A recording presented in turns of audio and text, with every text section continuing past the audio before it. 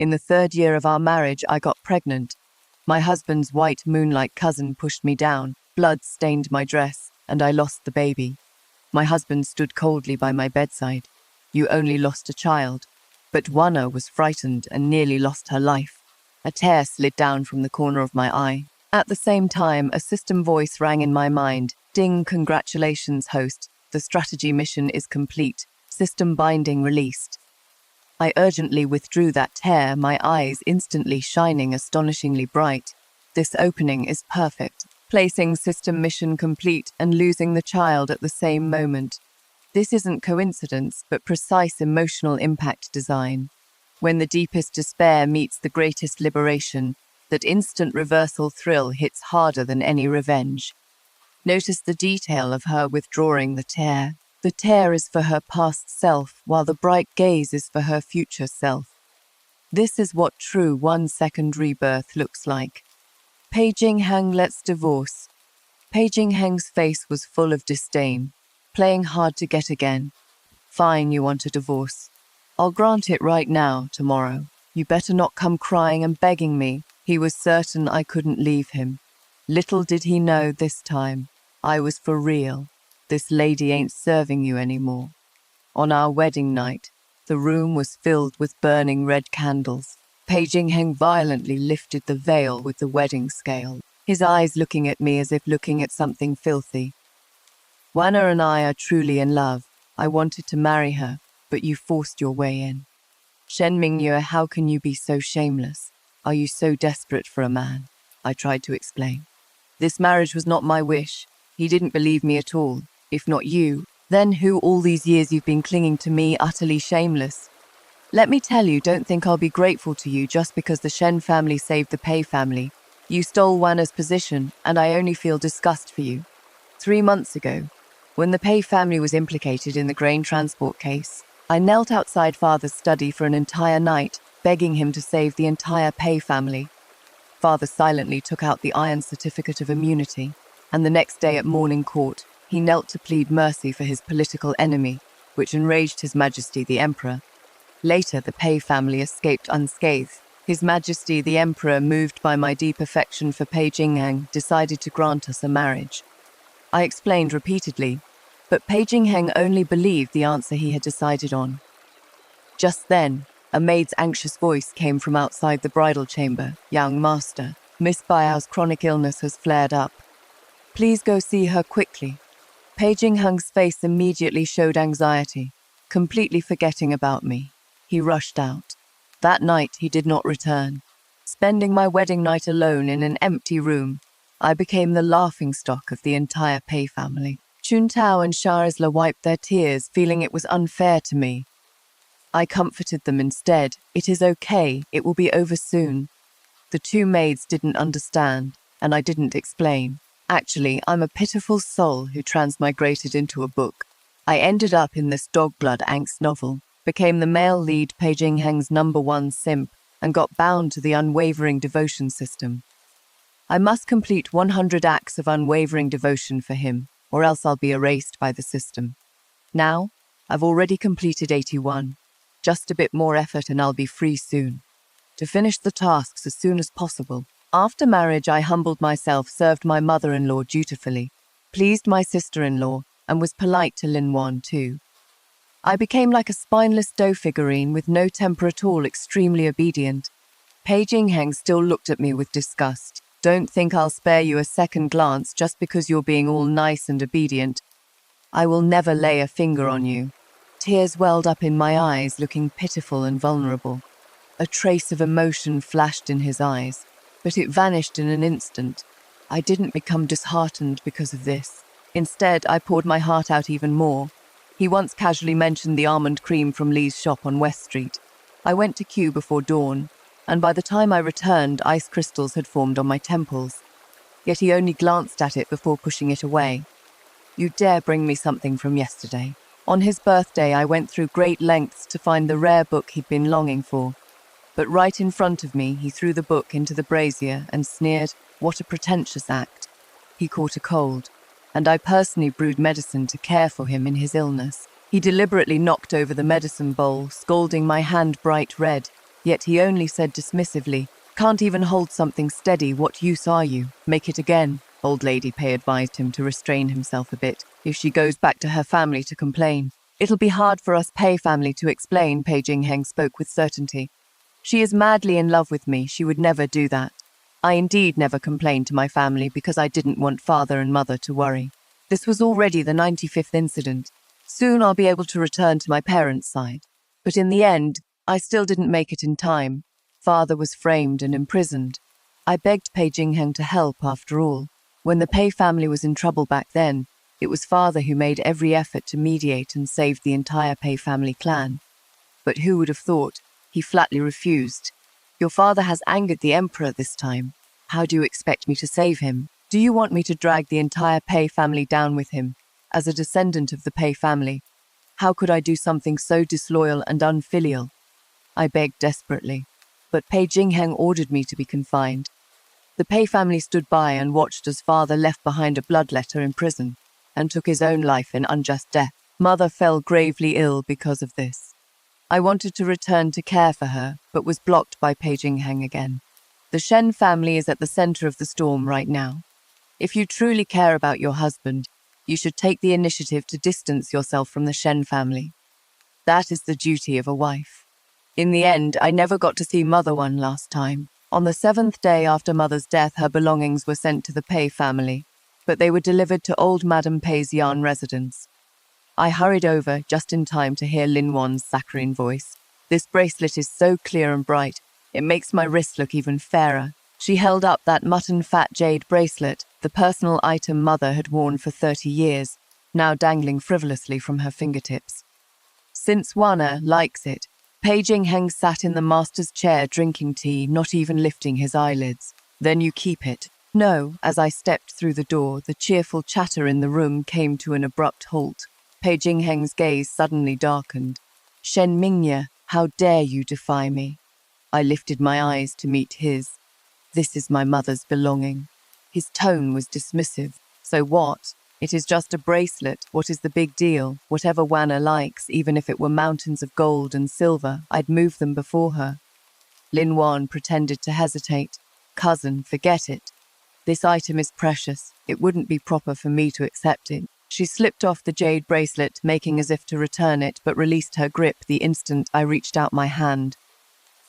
Clang, the jade bracelet hit the ground, shattered pieces scattering onto my skirt. "I didn't mean to." She clutched at Pei Jingheng's lapel with tears in her eyes, but the look she gave me was clearly full of blatant provocation. Pei Jingheng's tone was light and airy. "Broken is broken. It belonged to a dead person anyway. Keeping it only brings bad luck." My body trembled uncontrollably. Suddenly I recalled the day of my coming-of-age ceremony when Mother combed my hair, her fingers gently running through my long hair. "My Mingyue, may you have a lifetime of peace and joy." Now I couldn't even protect her belongings. I slowly crouched down and picked up the broken jade from the ground. A strange look flashed through Pei Jingheng's eyes. His tone stiff. "It is just a jade bracelet. Who are you putting on this act for? Tomorrow I'll have Treasure Pavilion send 10 new ones." "No need."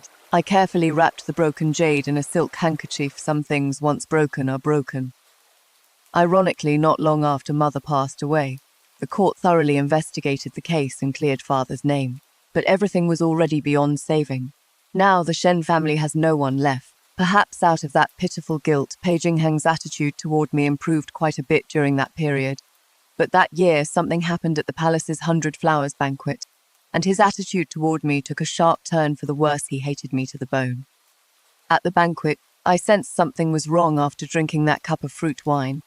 By the time I barely managed to hide in the east wing of Linhua Palace, I could no longer make out the patterns on the screen. I was awakened by cold tea being splashed on me. Pei Jingheng looked at me with utter disgust. "Shen Mingyue, you've gone mad from living like a widow. Now you don't even care about your dignity using such despicable tactics." I clutched my torn collar, my throat hoarse, unable to speak. "Don't think this will tie me down. Even if you get knocked up with a bastard, I'll never acknowledge it." His words became prophecy. I really did get knocked up with his bastard. When I found out I was pregnant, I was in a daze. Everyone thought this child was my bargaining chip to tie down Pei Jingheng. Only I knew he had become my burden. Pei Jingheng was a bastard, but the child was innocent. But now even this burden is gone. I've finally completed the strategy mission. Without hesitation, I proposed a divorce. Pei Jingheng looked at me with a cold laugh, playing hard to get. You think that trick works on me? My body and mind were more relaxed than ever. I'm not joking. You and Lin Wan are perfectly matched, so I'll help you two be together. My being so reasonable only made his expression darken, as if he wanted to devour someone. Fine, since you want to make a scene, I'll grant your wish. Don't come crying and begging me later. He flung his sleeves and left, slamming the door so hard it shook everything. Chunxing and Xia Isla both looked at me with worried faces. I didn't bother explaining much, just gave instructions. Go to the storehouse and bring the bird's nest and that 500-year-old ginseng too. My body is weak. I need to nourish it properly. Back then, Pei Jingheng said that Lin Wan had a weak constitution, and all that bird's nest and ginseng needed to be saved for her to recuperate. Naturally, I agreed. Now, sorry, but my things. No one else should even think about touching a bit of them. After eating the bird's nest and holding 2 slices of ginseng in my mouth, my originally weak body finally recovered a bit of strength. Just as I was about to lie down, unexpectedly Pei Jingheng returned, his face full of anger. Shen Mingyue, where are the bird's nest and ginseng from your storeroom? Wana was frightened and needs bird's nest and ginseng to stabilize and nourish her foundation. Quickly bring those things out. If you delay Wana's recovery, I'll definitely hold you accountable. I slowly lifted my eyelids to look at him. Those are my things. Why should I take them out for someone who is irrelevant? Pei Jingheng didn't expect I would react like this. He couldn't help but freeze, then his anger surged. That is Wana, not someone irrelevant. My expression was ice cold. She is indeed not irrelevant. She is the enemy who caused me to lose my child. My things. I'd rather throw them away to feed the dogs than give them to her. The veins on Pei Jingheng's forehead throbbed violently. Shen Mingyue, do you know what you're saying? How can your heart be so vicious? I couldn't be bothered to argue with him. Pei Jingheng, my voice was unusually calm. You're right. My heart is vicious, and your dear cousin is beautiful and kind-hearted. Under his astonished gaze, I smiled faintly. So, I wish you both a harmonious union for 100 years. Lock it in, Pei Jingheng stared at me with sinister eyes. Shen Mingyue, put away your playing hard to get tricks. I'll give you one more chance, hand over the bird's nest and ginseng, and I won't hold today's matter against you. I looked at him expressionlessly, as if watching a clown jumping around. I already ate it. Should I throw it up for her? You. A maid's voice came from outside the door. Young master, my missus trapped in a nightmare and keeps crying out your name. Please go see her. Pei Jingheng immediately forgot about everything and hurried to leave. I called out to stop him. Wait. Pei Jingheng sneered. Now you realize your mistake too late. I spoke calmly. I'm just reminding you. Don't forget to write the divorce document. Pei Jingheng suddenly froze, squeezing out a sentence through gritted teeth. Fine, you better not regret this. Of course I won't regret it. Chunxing and Xia Isla's jaws dropped and stayed that way. Seeing their expressions, I couldn't help but laugh. Is it really that shocking? The two nodded like bobbleheads. Madam, you've never gone against the young master's words before. You love him to the very bone. You said that no matter how the young master hurts you, you would never leave him. I felt a chill hearing that. That was all in the past. Not anymore. I absolutely won't regret this. Fucking system, you've screwed me over big time. A warning system voice came through my mind. Host, please mind your attitude. I froze.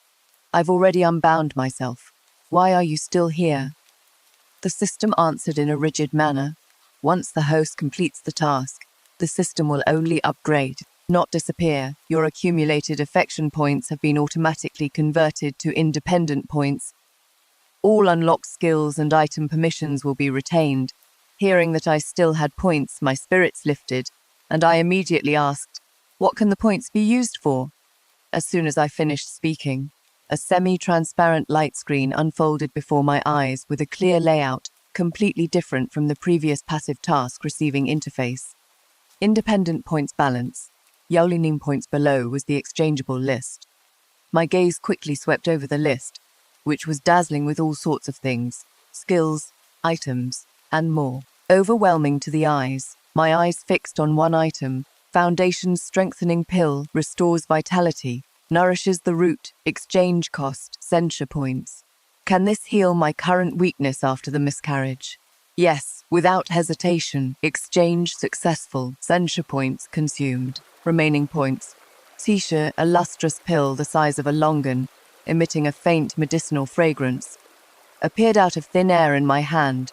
As expected, it cured the illness instantly. Suppressing my excitement, I began to carefully study the system's other functions. Besides exchange, there was also daily sign-in and lucky draw. I first completed today's sign-in and gained a point. Then my gaze fell on that tempting lucky draw wheel. The pointer spun rapidly, sweeping past options like better luck next time and exquisite pastries. And finally, trembling, stopped on a square glowing with an ancient simple light. Congratulations, host. You have obtained ancient epidemic prevention and treatment methods. A yellowed, fragile, textured ancient book fell into my hands. I have some knowledge of medicine, and upon closer inspection my eyes suddenly lit up. If what is recorded in this ancient book is true, then this book could be of great use. This crappy system doesn't seem to be as useless as I thought. I asked the question I cared about most. System, how do I earn points? The system's mechanical voice came through. Point rules. Benefit the masses, and you can obtain points. Benefit the masses, I repeated softly. Yes, promote superior crop varieties to save hundreds of households from hunger, earn points. Prevent and treat epidemics to save the people of a city. Earn points. If you make this world better by even a fraction because of you, your points will increase by that fraction. Hearing this, I couldn't help but fall into thoughtful contemplation, and I began to have a vague idea about the path forward. The next day, I didn't go to pay respects to old Madam Pay. I had just had a miscarriage and my body was weak. Needing rest in reality, I had taken the Foundation's stabilizing and vitality cultivating pill, and my body had already fully recovered. But old Madam Pay sent someone to summon me, saying there was an important matter. I also wanted to quickly reconcile the divorce and leave this place. So I got up to change clothes. Just as I arrived at Yan residence, I heard several sounds of sobbing coming from inside. Aunt, it is all Wanna's fault. It was Wanna who caused Madam's miscarriage, caused Madam and cousin to grow apart. Wanna will return to the Lin family right away and will never affect Madam and cousin's relationship again. Old Madam Pay comforted her gently. Silly child, how can we blame you? You were also frightened last night. But Madam has already brought up divorce to cousin. Old Madam Pay gently patted the back of Lin Wan's hand, her tone certain. She is just throwing a tantrum for now. She absolutely can't bear to leave Jingheng.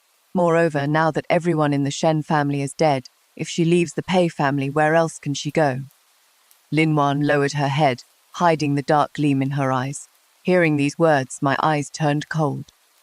They were certain that if I left the Pei family, I'd have nowhere to go. But they didn't know that I had my own cards to play. After leaving the Pei family, everywhere would be a clear path ahead. I strode in, and their conversation came to an abrupt halt. Lin Wan rose, her posture graceful and swaying, and bowed to me. Wanna pays respects to Madam. Yesterday it was Wanna who was rash and offended Madam, causing Madam's miscarriage. Wanna deserves death 10,000 times over. Whether Madam wants to kill or dismember me, Wanna will have no complaints. I looked at her calmly. Then start by slapping yourself. Slap until I'm satisfied. Lin Wan froze, looking at me in disbelief. I looked at her with a half smile. What, so everything you said just now was fake? Since you have no intention of repenting, why put on an act? In the past, I always avoided confrontation with her and never embarrassed her in public. Today I seemed like a different person, and Lin Wan was stunned for quite a while. Old Madam Pei was also momentarily dazed. She took the initiative to smooth things over. Mingyue, Wanna acted without thinking yesterday. She has also been frightened sick. You've always been magnanimous. Don't blame her. You're still young. There will be more children. I let out a cold laugh. I've been too magnanimous in the past, which is why a cousin miss without name or status gets to ride over my head. Lin Wan's face instantly turned deathly pale, and the next moment tears streamed down her face. Old Madame Pei's expression also became very unpleasant. Mingyue, how can you be so rude? I refuse to back down. She killed my child, and I'm seeking justice. Is that too much? Just because she says she didn't do it on purpose, it can be brushed aside. This was the first time I had defied old Madame Pei since marrying into the Pei family, and she was so angry her face contorted. Lin Wan lowered her head in tears. Aunt, this matter was my fault to begin with. I'll apologize to Madame properly. Please don't quarrel over me. Then start slapping yourself. I'll watch. Lin Wan's gesture of wiping tears paused, and the next moment, she clutched her chest and collapsed softly. Pei Jingheng rushed over quickly and held her in his arms. Shen Mingyue, what have you done to Wanna again? How can you be so vicious?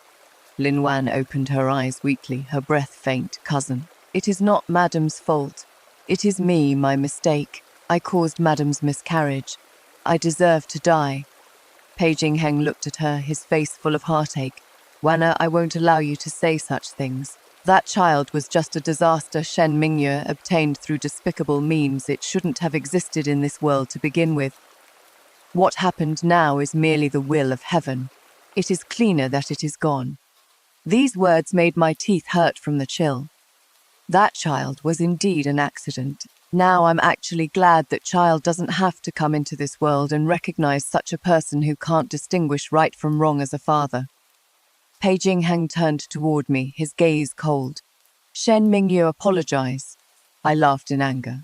Has your brain been kicked by a donkey? Pei Jingheng looked at me in disbelief, so unable to distinguish right from wrong, reversing black and white. Pei Jingheng, have all those books of sages you read gone into a dog's belly? Pei Jingheng's face immediately turned colors like it had entered a dye shop, extremely ugly. Shen Mingyue, you just look at yourself now. Where is there even half a bit of a noble lady's dignity?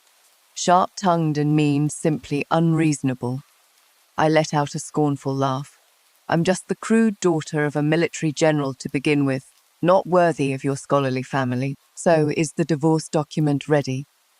Summon the clan elders immediately. I want a divorce. This is my true nature.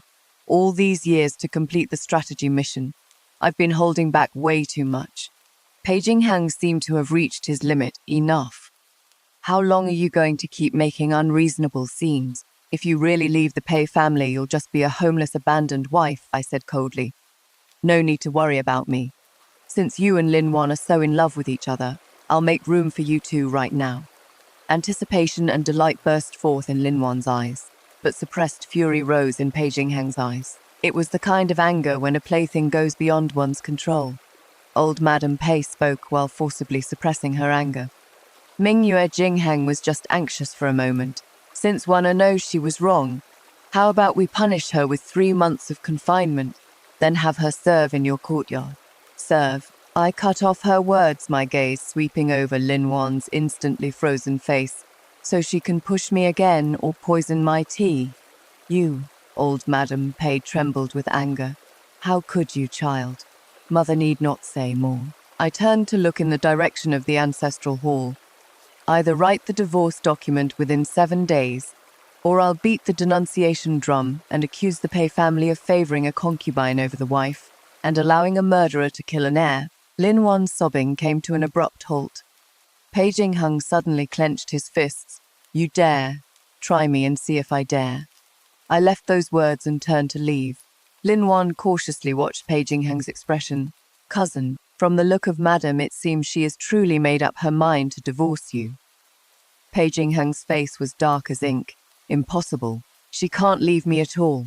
Over these 3 years, he'd threatened me with divorce more than once, and each time I'd cry and beg him not to drive me away. He was certain I'd do the same this time. By tomorrow at the latest, she'll definitely come crawling to me to apologize. But Pei Jingheng waited 3 days and still didn't see me come to apologize on my own. When he inquired, he learned that I'd already moved out of the Pei family and into a separate residence. Pei Jingheng made another threat. Go tell her, if she doesn't get her ass back here within 3 days, she won't need to come back for the rest of her life. 3 days later, I didn't go back. What other threats he made, I didn't know, nor did I care. I was taking inventory of my dowry and properties. Since I was leaving, I wouldn't leave them a single penny, but there were always people disturbing my peace. My sister-in-law, Pei Jiao Jiao, came storming into the separate courtyard and immediately confronted me. Shen Mingyue, what is the meaning of this? That set of ruby hair ornaments I ordered at Linglong Pavilion. Why didn't you pay for it and even had the shopkeeper cancel the order? Are you deliberately trying to humiliate me in front of my friends? I already bragged about that set of hair ornaments to the minister's daughters and the others. In the past, I spent plenty of silver on Pei Jiao Jiao, but she showed no respect for me as her elder sister-in-law and instead took it all for granted. Now, I won't indulge her anymore. Why should I pay for the hair ornaments you ordered? Are all you Pei family people this shameless? Pei Jiao Jiao was stunned at first, then flew into a rage. How dare you speak to me like this? I'm going to tell my brother. This was her trump card. Whenever she brought up Pei Jingheng, I would obediently comply. But this time she miscalculated. My tone was cold. Be my guest. Pei Jiao Jiao glared at me in disbelief. Have you gone mad? I'm telling my brother right now and he'll despise you even more. I looked at her with amusement. Don't you know that I'm divorcing your brother? Why would I care whether he despises me or not? Pei Jiao Jiao didn't believe it at all. Impossible. You've always stuck to my brother like a plaster. How could you be willing to divorce? We'll see then, Chun Tao. Show her out. Pei Jiao Jiao saw I wasn't budging and stomped her foot hard. I'm waiting for the day you come crying back to me begging for forgiveness. Originally, Chun Tao and Shazla were also worried I'd change my mind, but now seeing my resolute attitude, they immediately felt relieved. The two of them worked even harder at tallying up the assets, only hoping I could make a clean break with the Pei family as soon as possible. But I didn't expect the Pei family to be so persistent, like lingering ghosts just sent off Pei Jiao Jiao. And the next day another plague god arrived. Pei Jingheng opened his mouth to condemn me. What did you say to Jiao Jiao? You made her cry. My face was full of displeasure. I merely told her a simple truth: whoever wants something pays for it. What does the Pei family's upbringing not teach this? So much so that she can't even understand such a simple principle and needs to have a good cry to help process it. The veins on Pei Jingheng's forehead throbbed. Shen Mingyue, even if you want to make a scene, know when to stop. I looked at him indifferently. You think I'm joking? Pei Jingheng had a self-righteous attitude. All this drama, isn't it just to force me to come pick you up myself? Now I'm here. How long are you going to keep putting on airs? In the past, with a crook of his finger, I would willingly yield. This time he was certain I'd do the same. I'm not in the mood to listen to his nagging. If you came here today to deliver the divorce document, you're more than welcome.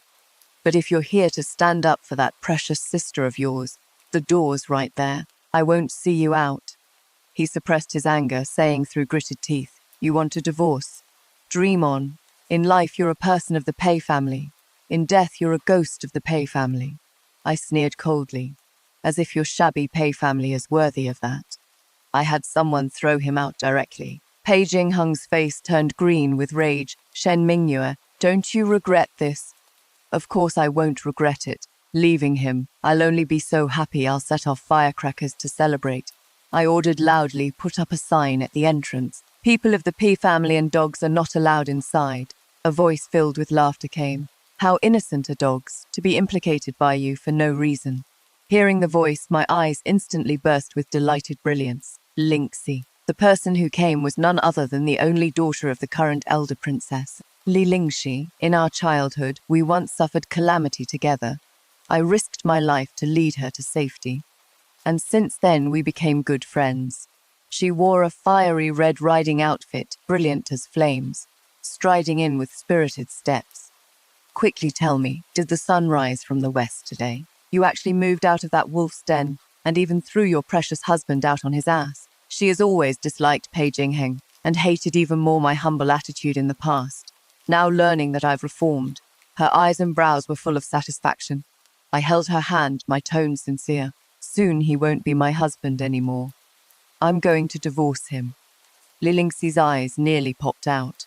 She reached out to touch my forehead, but I brushed her hand away with a smile, my eyes clear and bright. I'm serious. These dust-covered eyes have finally been wiped clean, confirming I was serious. Lilingxi was so happy she almost jumped up, slapping me hard. Good, you've finally seen the light and are willing to climb out of that shit.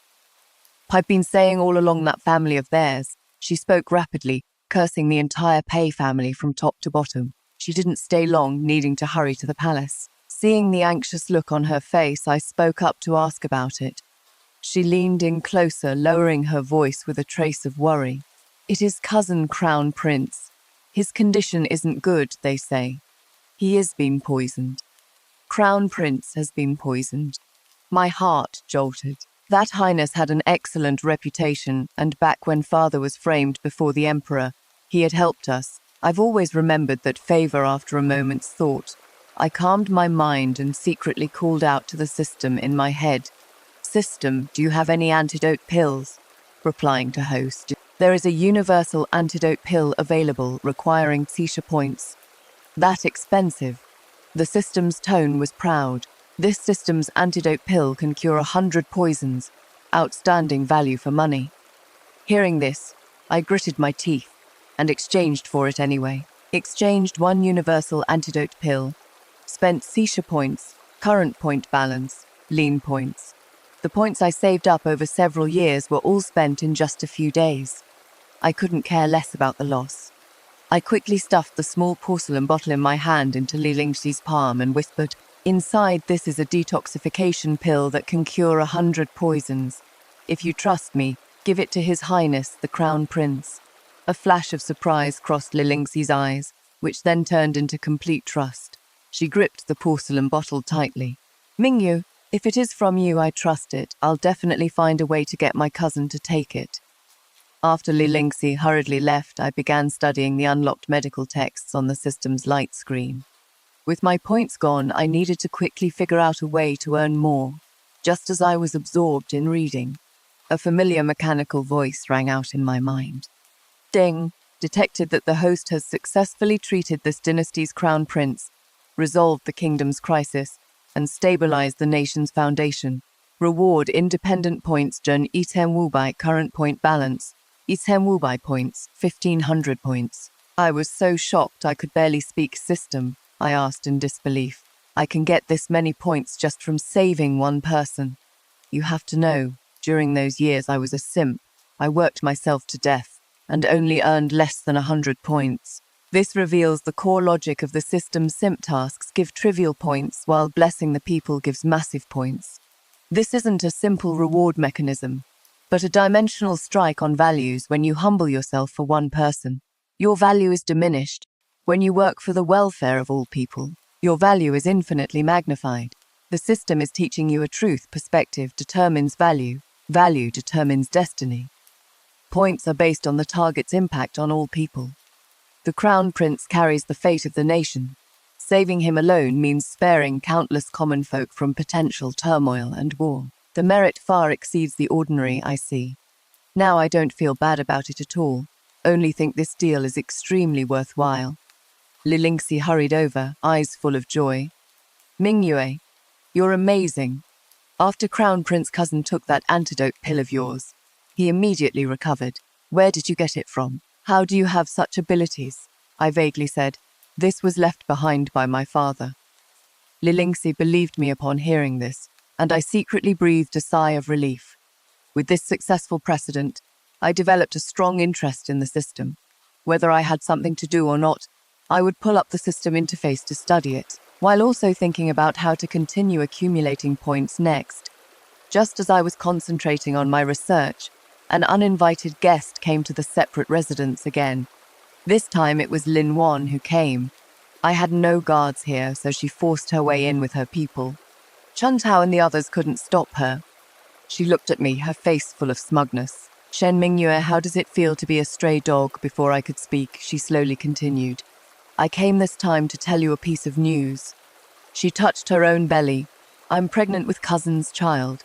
Cousin has already agreed to marry me as an equal wife. After speaking, she kept staring at my reaction, wanting to see me suddenly change color, but I just laughed mockingly. What kind of huge joke am I hearing? Equal wife? Isn't that just a concubine? You guys claim to truly love each other, deeply devoted without regret. And Pei Jingheng is using this kind of thing to brush you off. The smugness on Lin Wan's face stiffened, then she became angry from embarrassment. What are you so smug about? If cousin wasn't concerned about his official reputation, he would have divorced you long ago. Cousin also said that all the household management in the mansion will be handed over to me. From now on, you'll just be a decoration in the Pei family. Thinking of that mess of affairs in the Pei family, I just laughed. All these years, the Pei family's grand reputation has been barely sustained by my dowry. Now that I'm leaving, the Pei family has found another sucker in Lin Wan, and she is even happy about it. It is really laughable. Then let me congratulate you in advance, Lin Wan said with certainty. You must be feeling really bad right now, aren't you? I sighed deeply. I feel so bad. So bad I'm about to laugh out loud. Lin Wan became even more smug. I just can't stand that high and mighty look you used to have. What is so great about being the daughter of the general who pacifies the north? When it comes down to it, haven't you also become a lonely girl with no one to rely on? Shen Mingyue, from now on, you're my defeated opponent and can only make a living under my thumb. Having declared her sovereignty, she walked away arrogantly. Xun Tao and Xiaorisla both cried from anger. The young master is really too much. Mistreated the young master with such sincere devotion, but in the end it was all given to the wrong person. I don't have time to be sad. I need to figure out a way to make Pei Jingheng obediently agree to the divorce, and also get back all the dowry that belongs to me. As dusk gradually fell, the sound of carriages and horses rang out once again outside the separate residence. Xun Tao hurriedly ran in to announce, "Miss, we have visitors." I didn't even look up. Who is it this time? Chase away anyone unrelated. There was a hint of amusement in Xun Tao's tone. "Miss, it is Lord Gu and old Madame Gu here to see you." Upon hearing this, I immediately looked up, delight bursting forth in my eyes. I immediately went out to greet them. "Grandmother, uncle, my Yue." Her ice-cold hands gripped mine tightly, tears rolling down the creases of her face. "The Pei family. How dare they bully you like this? This is simply too much." Looking at the tears on grandmother's face, my eyes also involuntarily grew sore. Uncle Gu Wenhai looked at me somewhat reproachfully. "Something this serious happened. Why didn't you send someone to inform the Gu family? If we hadn't heard that Pei Jingheng was taking an equal wife, we still wouldn't know of the grievances you've suffered." I suppressed the sourness and emotion in my heart. I can handle this matter myself. Grandmother covered her chest with a handkerchief and coughed for a while, then said resolutely, "Divorce. A wolf's den like the Pei family. There is no need to stay. From now on, the Gusi family will be your maiden family." I gently wiped away the tears at the corner of the old woman's eyes with my fingertips. "Grandmother, I was already planning to divorce anyway." "Good, good." She kept patting the back of my hand. "We won't take this bullshit." I looked at Gu Wenhai. "Uncle, I have something I need to trouble you with." Gu Wenhai immediately said, "What trouble? Just say it." "In a few days, the Pei family is holding a wedding. I'd like to ask Uncle to bring a few uncles from the censorate to have a cup of wedding wine. What belongs to me, it is time to take it back." The Pei residence was decorated with lanterns and streamers, guests filling the doorway. I stood outside the vermilion gate of the Pei residence, listening to the jubilant music coming from inside, the corners of my lips curling into a smile. The show was about to begin. I raised my hand, and the well-trained servants in blue behind me immediately beat the gongs and drums, carrying chests wrapped with red silk, barging straight into the wedding hall. The chatter and laughter of the hall full of guests came to an abrupt halt. All eyes fell on me, shocked, pitying, curious. I ignored those gazes, walking step by step to the center of the wedding hall, locking eyes with Pei Jingxuan in his bright red wedding attire. When Pei Jingxuan saw me, the corners of his lips quickly lifted. "You're finally willing to come back, but it is all too late. I've decided to marry my cousin, and I will never change my mind." I secretly laughed to myself. This man was still the same as always, thinking too highly of himself. Don't misunderstand. I'm not here to stop you, but to give the newlyweds a wedding gift. I raised my hand to signal, and someone unfurled a massive ledger. The announcer's voice boomed like a great bell. This first gift is the Pei residence household expense record. Young Madam Shen, to celebrate young Master Pei and his new bride's great joy, hereby publicly presents the accounting of household expenses paid on their behalf over the past 3 years. May the Pei residents henceforth have clear accounts, no longer requiring the new madam's dowry to fill the deficits. That scroll was densely covered with entries from the top the ice and coal league given to grease young Master Pei Jinghung's official career down to the monthly rouge and powder for the Pei family women.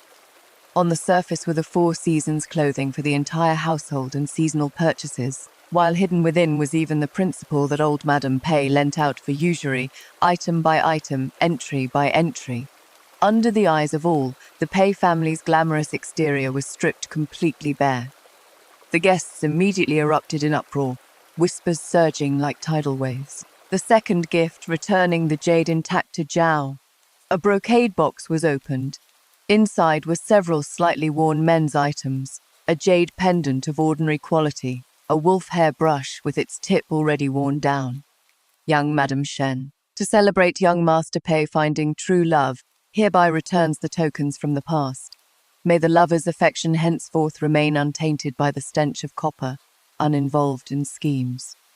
Over 3 years, Pei Jinghung had only given me these 2 things, yet I treated them as treasures. Now, thinking back, it is truly laughable. The third gift, a physician's benevolent heart. A package of premium medicinal herbs was presented. Young Mistress Shen, mindful of her own miscarriage and frail health, specially gifts fine medicine to Miss Lin. May she carefully nurture her pregnancy and not be like young mistress, neglecting treatment due to others' anxiety, ultimately losing her own flesh and blood. As soon as the announcement fell, the scene immediately erupted in uproar. The several censors invited by Gu Wenhai angrily denounced Pei Jinghung for disgracing scholars and left their seats in fury. It was easy to foresee what kind of impeachment Pei Jinghung would face at tomorrow's morning court. A joyous banquet had turned into a complete farce. Pei Jinghung, are you satisfied with this congratulatory gift? Pei Jinghung's face was ashen, looking ready to devour someone. Shen Mingyue, you're asking for death. If you had honestly written the divorce document, why would I go this far? Now I give you 2 choices before noon tomorrow. Deliver the divorce document and all my dowry. Otherwise, I'll see you at Shunqian Prefecture Court. I'll bring evidence and accuse you of favoring your concubine over your wife, allowing your concubine to torment your legitimate wife to the point of miscarriage. Let the magistrate judge this beautiful tale between you and Miss Lin. Old Madam Pei pointed at my nose and cursed. You jealous shrew, stirring up trouble with your jealousy, disgracing my family's reputation. You only deserve a letter of divorce. Don't even dream of taking half a penny of your dowry.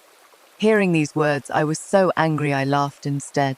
I'll consider my 3 years of devotion as feeding it all to the dogs.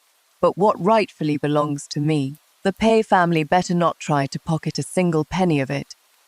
Old Madam Pei wanted to call the servants to escort me out, but fortunately I brought enough people with me today so they didn't hurt me in the slightest. Just then, a booming voice came from outside the crowd. Imperial edict has arrived. The clamoring crowd was startled and immediately made way. Li Lingxi entered with her head held high, escorted by a team of palace guards. I was stunned. She quickly winked at me. Then her expression turned serious as she announced loudly, Pei Jinghung received the edict. Old Madam Pei's face lit up with joy. It must be Jinghung receiving a reward from His Majesty the Emperor. Pei Jinghung couldn't help but feel anticipation in his heart as well. I knelt down with everyone else to receive the edict, and heard Li Lingxi's voice ring out loud and clear. By the mandate of heaven, the Emperor decrees, Tanhua Pei Jinghung has failed to maintain propriety in his inner chambers, favoring his concubine while destroying his wife, lacking in moral character. He is hereby demoted to compiler of the Hanlin Academy and ordered to reflect on his mistakes behind closed doors. His wife, Lady Shen, being gentle, kind, and virtuous, has suffered many wrongs. She is granted permission to divorce. The Pei family shall immediately return her entire dowry. and provide an additional 5,000 taels of silver as maintenance to preserve her dignity. So decreed. When the edict was finished, the entire hall fell deathly silent. Old Madame Pei's eyes rolled back and she fainted on the spot. Pei Jingheng seemed unable to believe it, his eyes vacant, unable to come to his senses for a long while. Lin Wan's face beneath her bridal veil also instantly turned deathly pale. I was also stunned. I knew Lingxi would help me, but I never expected she'd go straight for an imperial edict. Editor Pei, won't you accept the edict? Pei Jingheng had a raging fire burning in his chest, his venomous gaze shooting straight at me, yet he didn't dare defy the edict. Shen Mingyue, well done. Looking at his twisted face, I smiled calmly. If you'd known it would come to this, why start it in the first place if you'd agreed to the divorce readily? Why would there be such a citywide storm? In 3 days I'll come to take back everything that belongs to me. Li Lingxi and I left together, leaving behind only the mess at the Pei family's doorstep. I pulled Li Lingxi close and said sincerely, Lingxi, thank you. Li Lingxi smiled cunningly. You don't need to thank me if you want to thank anyone. Thank cousin Crown Prince. He is the one who got this imperial edict. Crown Prince, I froze. That is right. Last time you saved cousin Crown Prince's life, he is grateful and wants to find ways to repay you somehow. I couldn't help but feel delighted. This deal was really worth it. Not only did I earn 1,500 points, I also successfully divorced and bit off a chunk of flesh from the Pei family. Right now, the entire Pei family must already be in complete chaos. Thinking of this, I immediately felt in a great mood. 3 days later, the Pei family servants carried trunks and delivered my dowry and 5,000 taels of silver to the villa. Pei Jingheng stood at the front of the group, glaring at me with bloodshot eyes. His voice hoarse, Shen Mingyue, I never thought you would take things this far. I tallied up the items without even lifting my head. The one who took things too far was never me. In those 3 years with the Pei family, did you ever give me an ounce of respect? Since you and that cousin of yours are so perfectly matched, now that I'm fulfilling your wishes, isn't this exactly what you wanted? He ground his teeth. That 5,000 taels. That is what I deserve. I cut off his words. I worked like a slave for the Pei family for 3 years, and I even lost a child. These 5,000 taels can't make up for the humiliation I suffered and the pain of losing my child. It is simply the price you should have paid. Pei Jingheng was intimidated by my gaze. After a long while, as if finally finding his confidence again, he said viciously, without me, you're just a discarded woman. Do you think you'll find any good match in the future? I'll wait for the day you come back begging for my forgiveness. Watching him still immersed in the past, deceiving himself like this, I found it utterly laughable. Pei Jingheng, listen carefully.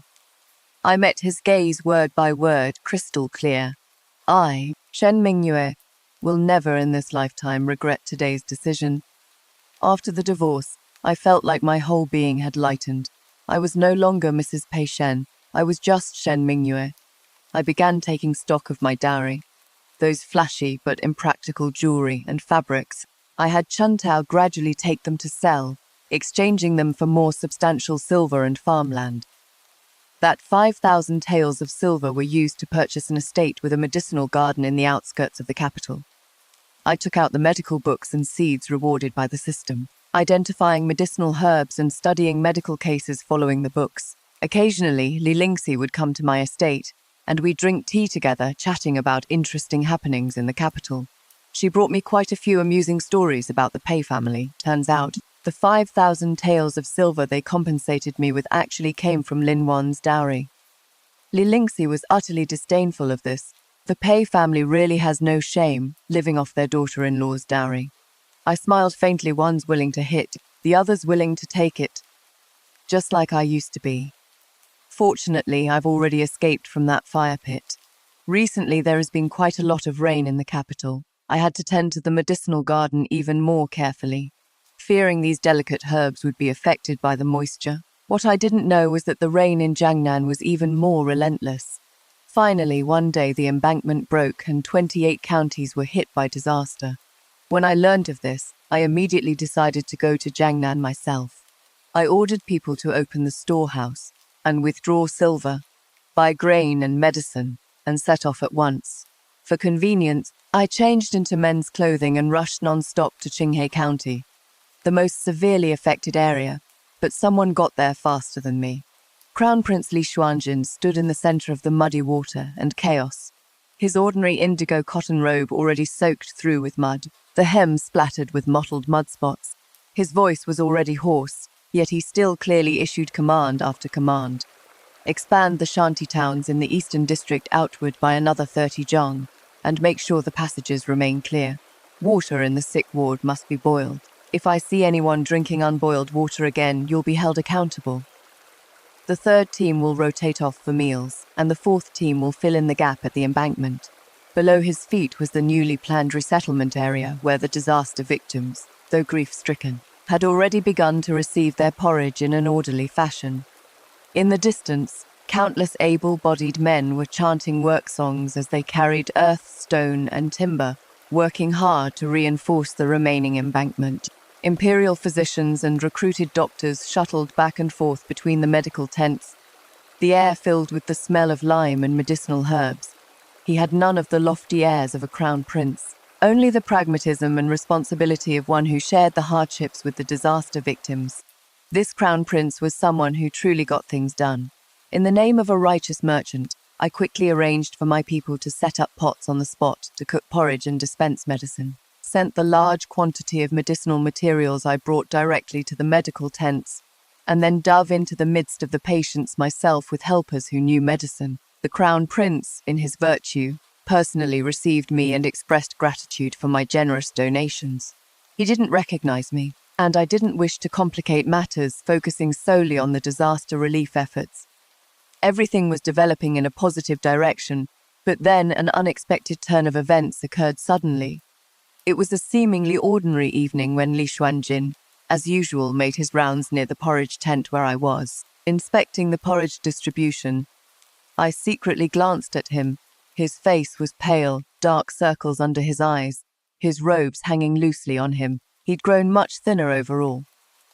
Just as I was privately sighing that being the Crown Prince wasn't easy either, out of the corner of my eye I caught sight of a disaster victim in tattered clothes with a numb expression slowly approaching Li Xuanjin. I knew this person. His name was Zhang Da. His entire family, old and young, were all gone, and he'd become extremely despondent. For some reason, my heart skipped a beat. The next instant, I saw him pull out a sharpened bamboo spike from his chest and thrust it toward the back of Li Xuanjin's neck. Without time to think, I violently shoved Li Xuanjin to the side, then twisted my body and raised my leg, kicking toward Zhang Da's wrist with all my strength. Instantly, the bamboo spike flew from his hand. Li Xuanjin's guards finally snapped out of it too, quickly stepping forward to pin Zhang Da down in one move and swiftly surrounding Li Xuanjin in a protective circle. Zhang Da was subdued, but his eyes remained bloodshot, looking utterly crazed. "It was you who embezzled the silver for repairing the dikes and killed my whole family. You all deserve to die. My parents, my wife, my child, all gone, all gone. And not just me, so many common folk behind me. Everyone's homes are destroyed." Both anxious and angry, I said. "It was corrupt officials who embezzled the silver. What does that have to do with the Crown Prince? The Crown Prince brought grain and medicine to the disaster area, gave everyone a roof over their heads and medicine to treat their illnesses. If you kill him, you're killing everyone's benefactor. That is what is truly foolish." The guards were about to execute Zhang Da on the spot, but were stopped by Li Xuanjin. He walked slowly to Zhang Da, then looked at the crowd of disaster victims, and unexpectedly bowed deeply to everyone. The entire town fell silent. Li Xuanjin straightened up, his voice resonant and powerful, clearly reaching everyone's ears. "This bow is on behalf of the court, on behalf of the government office, to apologize to you, to all the innocent people who died unjustly. It is the court's failure in supervision that led to today's tragedy." He slowly swept his gaze across the disaster victims. "I, Li Xuanjin, in the name of the Crown Prince, swear to heaven, upon returning to the capital, I will thoroughly investigate the embezzlement case of the Jiangnan levies. No matter who is involved, no matter what position they hold, they will be severely punished without exception. to comfort the countless souls who perished and give justice to the living. If I break this oath, may heaven condemn me." Every word carried tremendous weight, resounding firmly. Jiangda stared blankly at Li Xuanjin, the madness and hatred in his eyes gradually replaced by immense grief, and finally he collapsed to the ground, wailing in tears. Li Xuanjin did not punish Jiangda. I, having saved him from danger, was invited into the tent before I could even perform the proper courtesy. I saw a figure in front of me sway, and he fell straight forward. The tent immediately descended into chaos. Li Xuanjin had contracted the epidemic disease. During this time, epidemic prevention had been strict, and the Imperial Medical Department's preventive medicinal meals were distributed daily. I had tried them, and there were no problems with the formula. I thought the plague remedy I had prepared would never be needed again, but who knew the epidemic would still find a way in? Li Xuanjin, exhausted from days of toil and weakened in body, was the first to fall. Soon after, reports came from all quarters of disaster victims falling ill one after another. The epidemic was fierce, and the physicians of the Imperial Medical Department were at a complete loss. I immediately offered the prescription I had obtained from the system. The director of the Imperial Medical Department held the prescription with a troubled expression, not daring to use it without authorization. In the dead silence, a weak yet clear voice came from the sick-bed. Li Xuanjin, use her prescription. I will personally test the medicine. The director hastily tried to dissuade him. Crown Prince, absolutely not. He struggled to lift his eyes toward me, and there seemed to be a faint trace of a smile at the corners of his lips. She has saved me, more than once. I trust her. I froze. Could it be that he had recognized me all along? I personally attended to Li Xuanjin's medication, constantly monitoring his pulse and complexion, my expression tense. After 3 consecutive days of treatment, Li Xuanjin's high fever still wouldn't break, and I couldn't help but doubt my own prescription. The person on the bed suddenly spoke, his voice hoarse from the high fever. Last time when I was poisoned and on the brink of death, you dared to have Linksy give me that antidote pill of unknown origin. This time with a prescription that has a name and source. Why are you scared instead? I looked up and met his eyes, unusually moist and bright from the fever. He forced the corners of his mouth up in a smile so faint it was barely visible, yet his tone carried an unquestionable certainty. Shen Mingyue, go ahead and try without fear. I know my own body, I won't die. Hearing this, my anxious heart was immediately comforted. I looked at him and asked the question that had been circling in my mind. Your Highness, when did you recognize me? I recognized you from the first time I saw you. I never expected that you, a woman, would have such courage to personally enter a dangerous place. My response was righteously firm, doing practical things for the people. What does gender matter? In truth, I felt ashamed inside. If it weren't for the system points as a reward, I definitely wouldn't have gone this far. Li Xuanjin's gaze fell upon me, seemingly with a bit more appreciation. A personal guard anxiously entered, interrupting our conversation. Your Highness, this is bad. More and more disaster victims are coming to Qinghe County, and our grain supplies won't last much longer. My heart sank. The court supplies were delayed indefinitely. Merchant caravans feared the epidemic and wouldn't advance. Once we ran out of grain, the situation would surely spiral out of control. Li Xuanjin forced his sick body to draft a handwritten order commanding his personal guards to rush to neighboring counties to procure grain. As for me, I was waiting for someone. I had long since prepared for the worst-case scenario and had made arrangements in advance. Now I just hoped that person wouldn't drop the ball. On the 4th day, Crown Prince's high fever finally broke, and the prescription finally showed results. The prescription was disseminated among the people. Mild cases improved within 3 days. Severe cases also showed signs of recovery, and the gloom over the city gradually dispersed. However, medicinal materials were soon in critical shortage. Holding back my heartache, I exchanged all my points for medicinal herbs, but it could only last 3 days. I begged humbly. System, can I get points on credit? The system's cold, merciless voice came back. No, I protested. My 2 merits of saving the Emperor haven't been settled yet. The system's voice remained steady and flat. Only one merit per person is counted.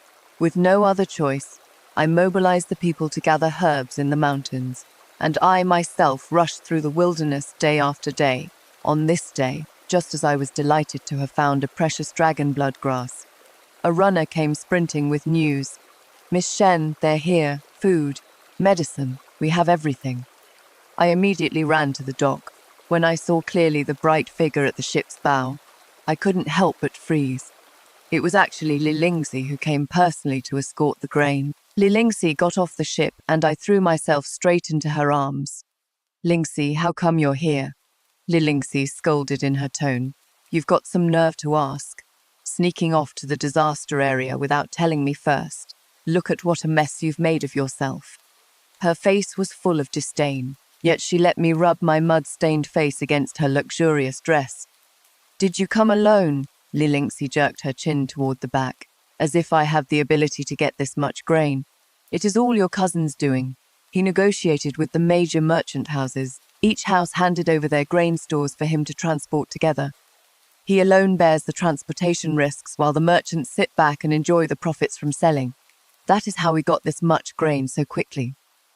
Cousin Gu Limfeng followed closely behind and disembarked. My maternal grandfather's family was originally from a scholarly official household, but this cousin of mine didn't like books and poetry, he loved business instead. My uncle broke countless whips beating him, yet he still went his own way and was ultimately driven out of the house. Half in exile, the person I entrusted with this important task was him, and he indeed didn't disappoint me. Gu Linfeng walked up to me and whispered with a smile, "Don't forget the terms you promised, cousin."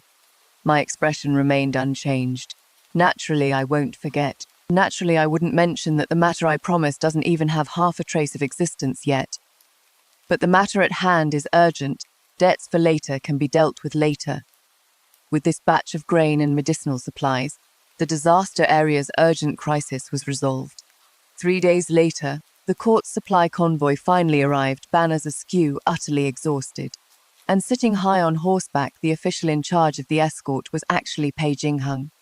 As it turned out, no one was willing to take on this bitter task of entering the epidemic zone. After his demotion, eager to achieve merit and restore his standing, he volunteered for the mission. He had calculated on the merit of sending charcoal in snowy weather, but never expected that he would arrive a step too late. The glory and credit had already been claimed by someone else. At this moment, his face was ashen, his mood at rock bottom. His gaze swept across the crowd and landed on me. After the shock came explosive rage. He strode up to me, his usual composure completely gone, opening with harsh interrogation. "You're like a lingering ghost chasing me all the way here. Do you have no shame left? Let me tell you, even if you regret it now, the Pei family will never take back a woman like you." He looked at me, his eyes carrying that familiar air of superiority. His face showed contempt, but it actually carried a thick sense of superiority, enjoying my adoration and unwavering devotion to him. I was so angry I laughed instead. "I came here to provide disaster relief. What has it got to do with you? How narcissistic, disaster relief, just you, a mere woman." He acted like he'd heard the funniest joke in the world. Seeing me entangled with Pei Jingxing, Li Lingxi immediately rushed up protectively. "What is wrong with being a woman, Lord Pei? Are you blind? Look around this disaster area. How many women are carrying stones to repair the dikes and caring for the injured just like men?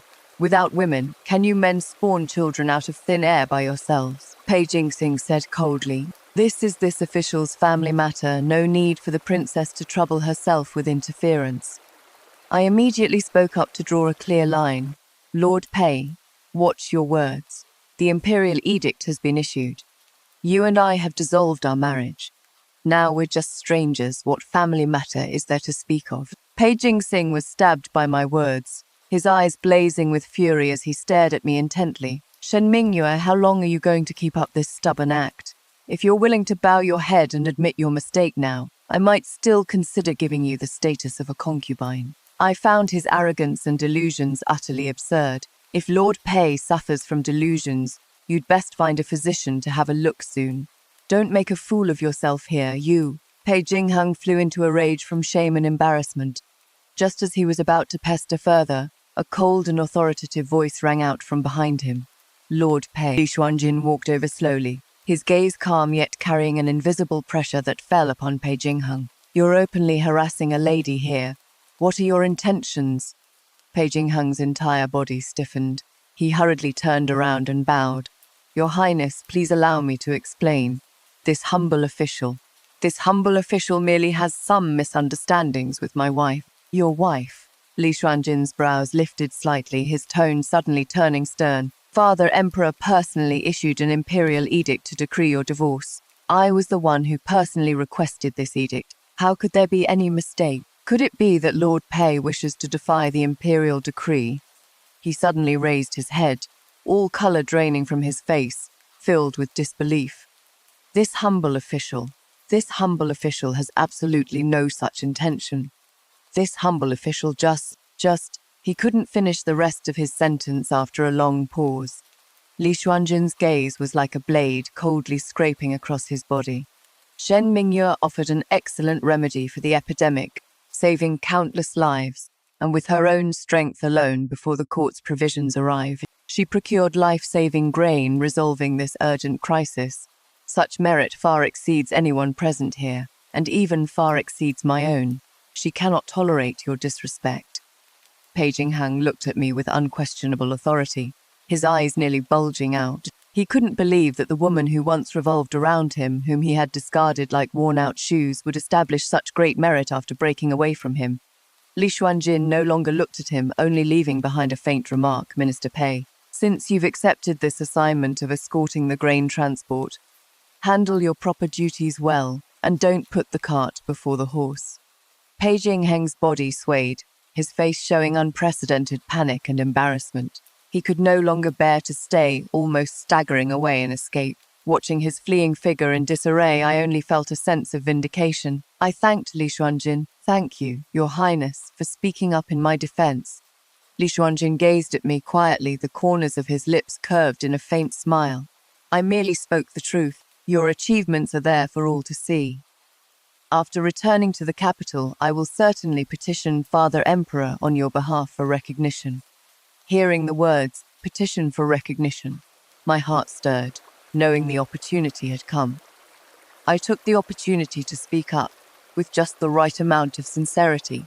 Your Highness's kindness. This commoner girl is deeply grateful. If we're talking about merit, this commoner girl does have one humble request.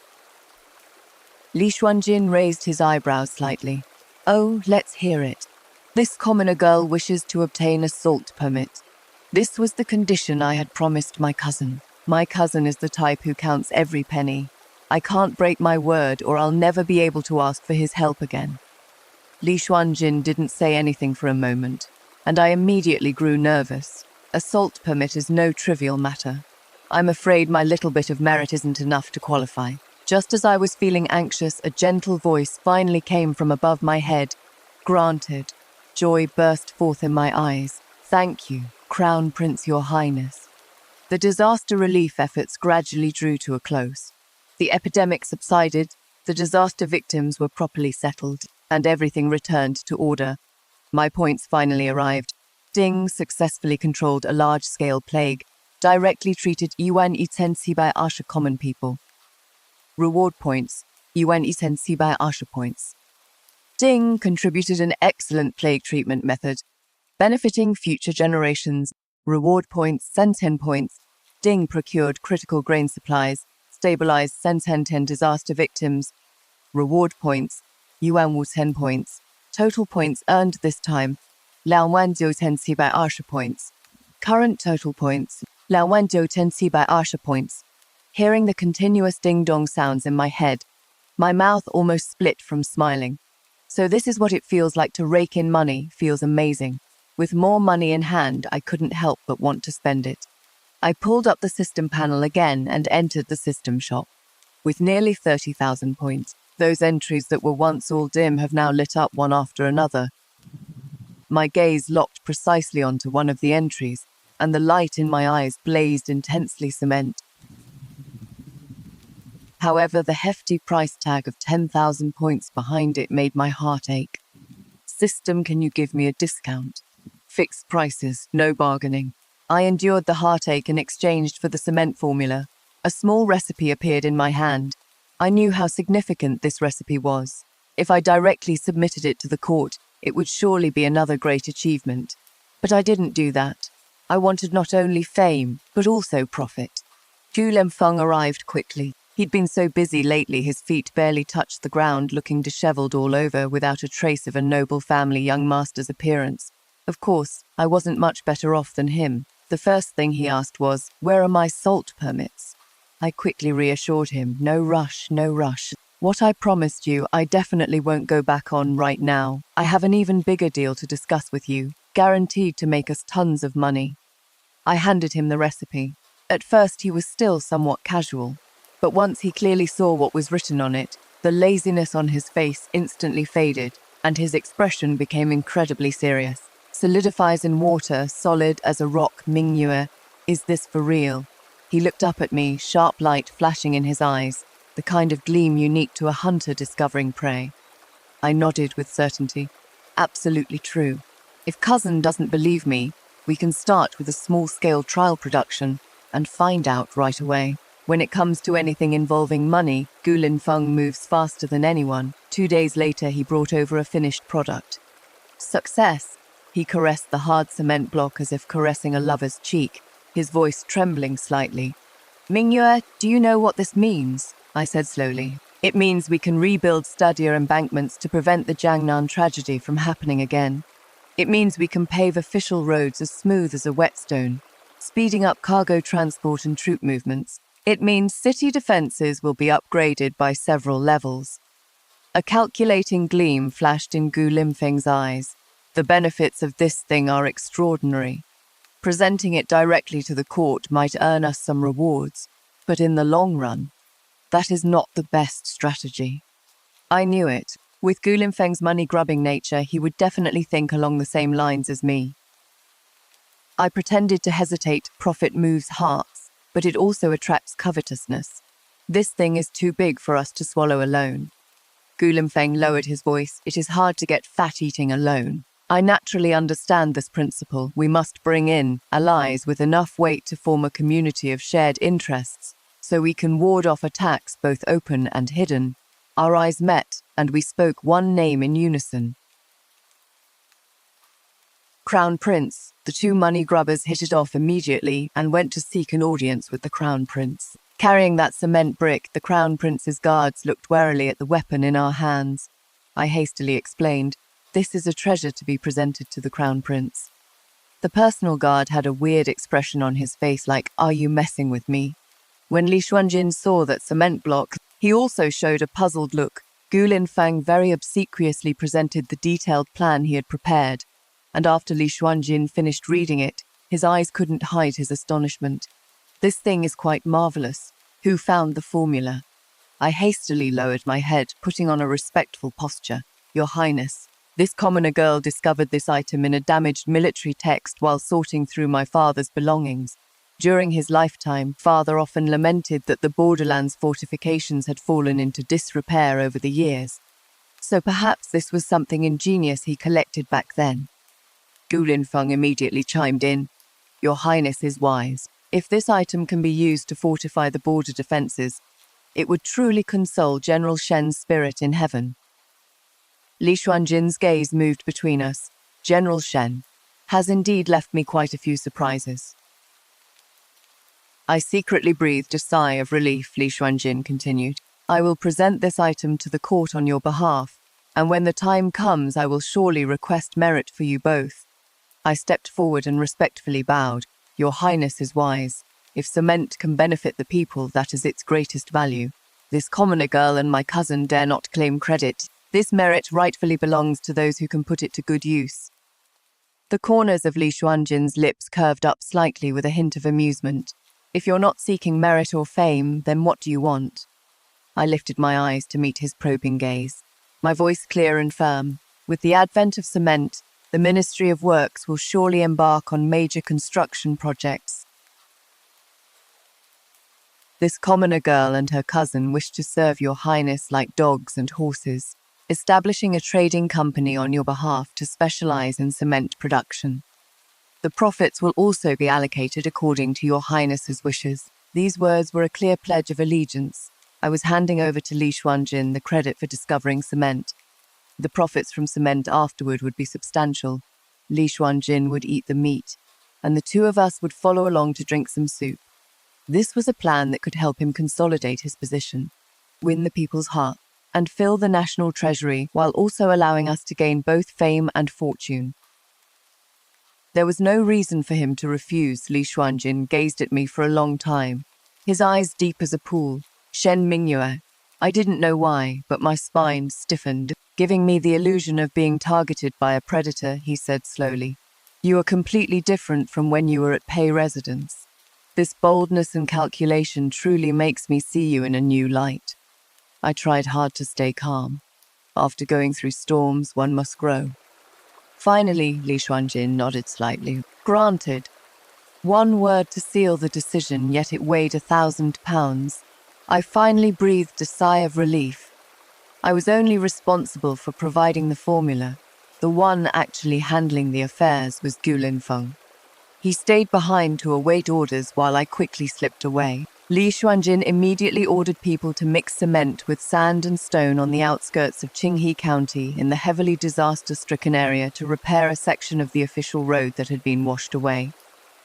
3 days later, the road surface solidified and coincidentally torrential rain poured down.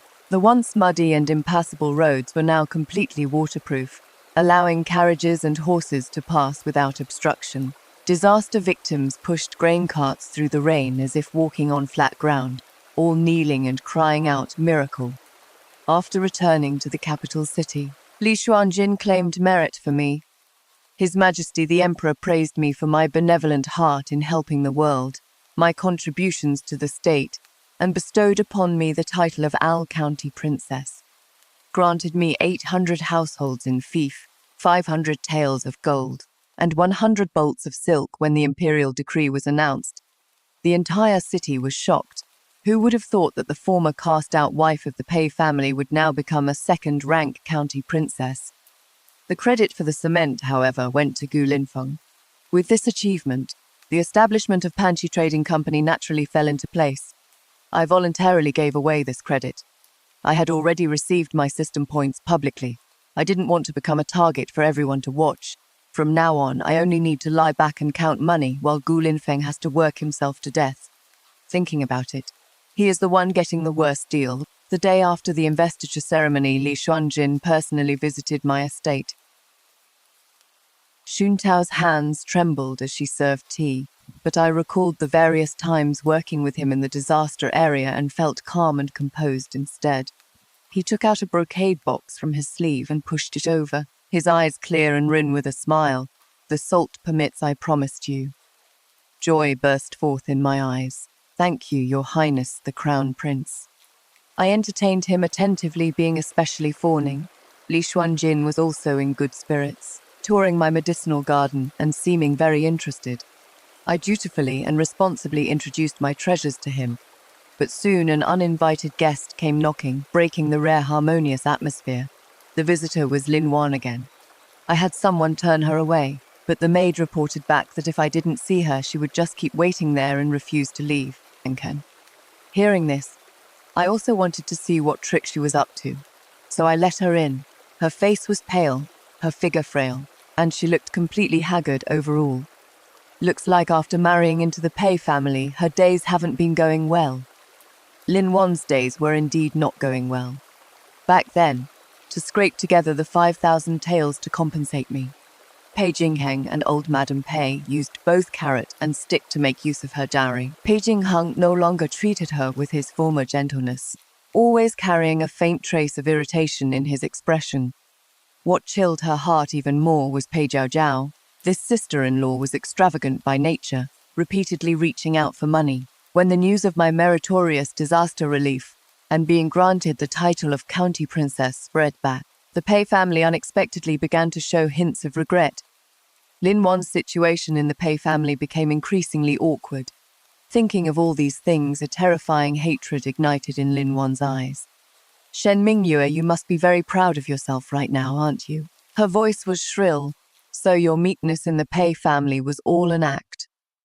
I looked at her calmly. Lin, why do you not show respect upon meeting this county princess? Her face stiffened, then her tone grew agitated. Who knows how you got that county princess title? You're nothing but a good-for-nothing. How could you possibly know medicine? You must have used some shady means. I scoffed. When one's heart is a gutter, one sees all people as filthy. This county princess acts honorably and need not explain herself to you. But she seemed trapped in her own obsession. No one understands you better than I do. You're making all this fuss just to force cousin to change his mind, aren't you? Let me tell you, Dream On, as long as I live, I will never let you return to the Pei family. Hearing this, I was actually amused to laughter by her absurd logic. Well then, I really must thank you. A piece of trash like Pei Jingheng, you'd better keep him for yourself and stop letting him out to harm others. The corners of Lin Wan's lips curled into a sinister smile. I know you're saying the opposite of what you mean, but it doesn't matter. I'll completely crush your hopes right now. Before she even finished speaking, she suddenly turned around and viciously slammed herself against the hard rosewood table corner beside her. With a muffled thud, she crumpled to the ground, her pale hands clutching her slightly protruding belly, blood instantly soaking through her moonlight white dress. I was stunned, never imagining she would go to such lengths to frame me, even using her own unborn child as a bargaining chip. My child, she wailed miserably.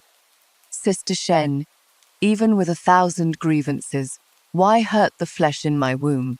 Cousin, save our child. When Pei Jingheng burst through the door, he saw this scene of blood-stained silk dress, his eyes nearly splitting with rage. Shen Mingyue, you venomous woman. You actually so cruel, you won't even spare an unborn child. Wanna, don't be afraid. I'll have someone fetch the imperial physician right away. I quickly calmed myself down. This county princess did not push her. She harmed herself to frame me. These words sounded utterly absurd. If I hadn't seen it with my own eyes, even I wouldn't believe it, let alone Pei Jingheng. Sure enough, his eyes were filled with rage, every word piercing. Venomous woman. Wanna is 6 months pregnant. How could she use her own flesh and blood as bait? In your mad jealousy, you fabricate such a clumsy lie. I will immediately go petition the Emperor for judgment. A woman who harms an unborn imperial heir and has lost all virtue. How can she be worthy of the title County Princess? At this moment, a clear and composed voice rang out. What if I testify for her? Li Xuanjin walked in slowly, cold frost condensing beneath the brows and eyes under the jade crown. Pei Jingpeng froze. How could the crown prince be here? What a coincidence. I was just enjoying tea in the side hall and caught this entire show. Lord Pei wants an audience with His Majesty. Perfect. I'll go with you. Lin Wan's body stiffened violently, her already pale complexion growing even paler. Lin Wan dug her fingertips into her palms, forcing herself to stay calm. How could this subject's wife joke about her own flesh and blood? Li Xuanjin countered. I haven't even said what I saw yet. Madame Pei has already decided I'm going to testify that you framed her. Or is it that you're guilty to begin with? One sentence shattered the composure Lin Wan was forcing herself to maintain. Pei Jingpeng looked down at her just in time to catch a flash of panic in her eyes. I looked at Lin Wan, my gaze sharp as a blade. You're not pregnant at all. Just moments ago, I had summoned the system and exchanged for the full body scan function. The system immediately scanned Lin Wan's body, but detected no signs of pregnancy. She was faking the pregnancy. Lin Wan suddenly looked at me, her eyes filled with terror. Pei Jingpeng, however, acted as if he'd heard some absurd joke. Absolutely ridiculous. Wanna's pregnancy has been examined by countless physicians. How could it possibly be fake? My tone was resolute. She took phantom pearl powder to fake a pregnancy pulse, which is why she showed all those signs of being pregnant. Coming here today to put on this act was just to pin the miscarriage on me. Killing 2 birds with 1 stone, what a brilliant scheme. The color drained from Lin Wan's face instantly, her lips trembling but unable to form words. She never expected that I would see through her scheme in an instant. A look of surprise and suspicion had already appeared in Pei Jingheng's eyes, but he still forced himself to stay calm. You have no proof whatsoever. This is pure nonsense. At this moment, Li Xuanjin spoke steadily. Since both sides insist on their own versions, Let's have a master physician determine the truth. I have already sent someone to invite the retired imperial physician Liu, who should be at the alley entrance by now. Upon hearing this, Lin Wan suddenly shrank back, her fingertips turning cold. Imperial physician Liu arrived quickly and carefully examined Lin Wan's pulse. After several attempts, his tone was certain. Your Highness, this is a false pulse caused by phantom pearl powder.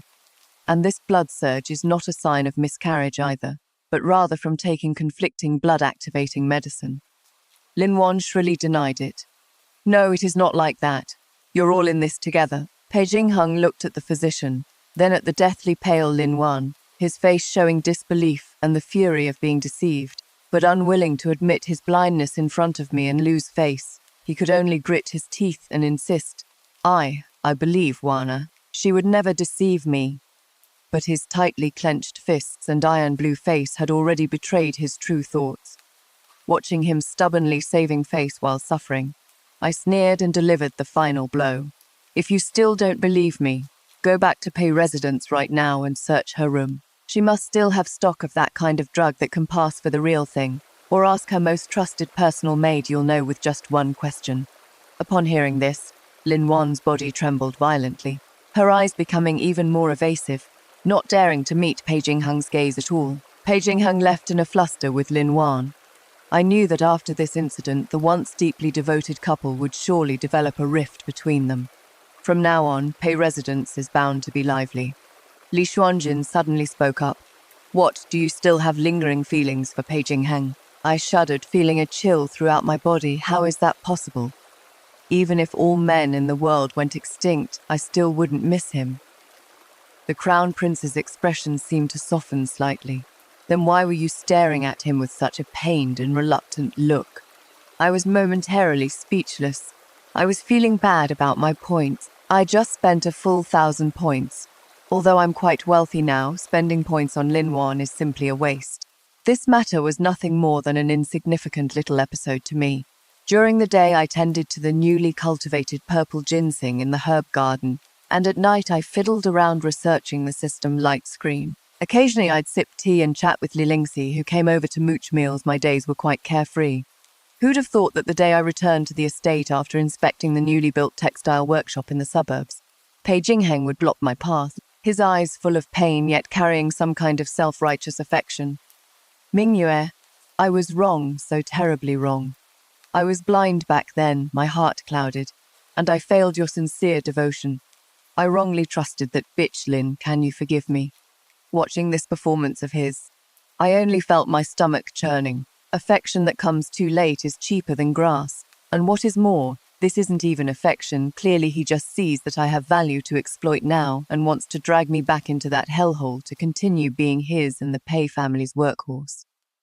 I coldly spat out one word, scram. His eyes were full of anguish. Mingyue, I know you harbor resentment. I was foolish and failed your sincere heart in the past. Only now do I realize that you alone treated me with true sincerity and gave everything for the Pei family. He suddenly grabbed my sleeve, his tone urgent.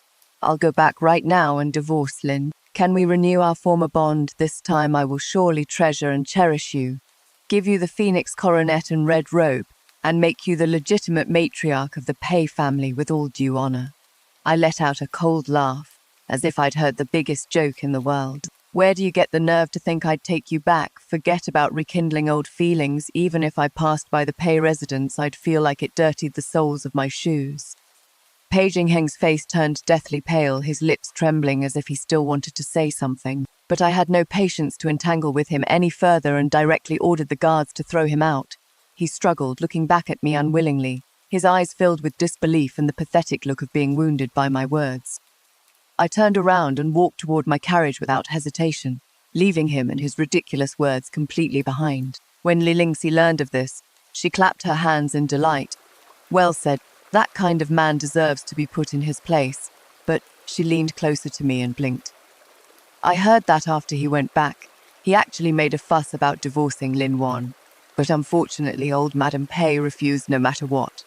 After all, they still haven't figured out where to get Lin Wan's 5,000 taels from. If they divorce her, the Pei family would really have to pay it themselves. Now the Pei family is in complete chaos every day. What a show. I smiled faintly and didn't respond. The Pei family's drama was, to me, just watching a fire from the opposite shore. My path lay ahead, wide and open. Why should I stop for the mud behind me? The emergence of cement caused a tremendous stir throughout the Great U dynasty. The new embankment in Jiangnan stands like an iron wall, and the official road is as smooth as a jade belt. Traveling merchants are all amazed by it. The court collects road taxes based on this, but the merchants are willing to pay for the convenience, and the national treasury has grown prosperous as a result. The Borderlands city walls are covered with a cement shell, greatly boosting the morale of the garrison troops. My points are also being credited one after another. Ding successfully promoted cement technology, benefiting countless people, and directly enhancing national strength. Points awarded. Sensei, maintain points. Ding improved transportation, promoted commercial prosperity, and indirectly benefited the common people. Points awarded Archen 10 points. Current total points, Luwen Baten Sibai Arsha points.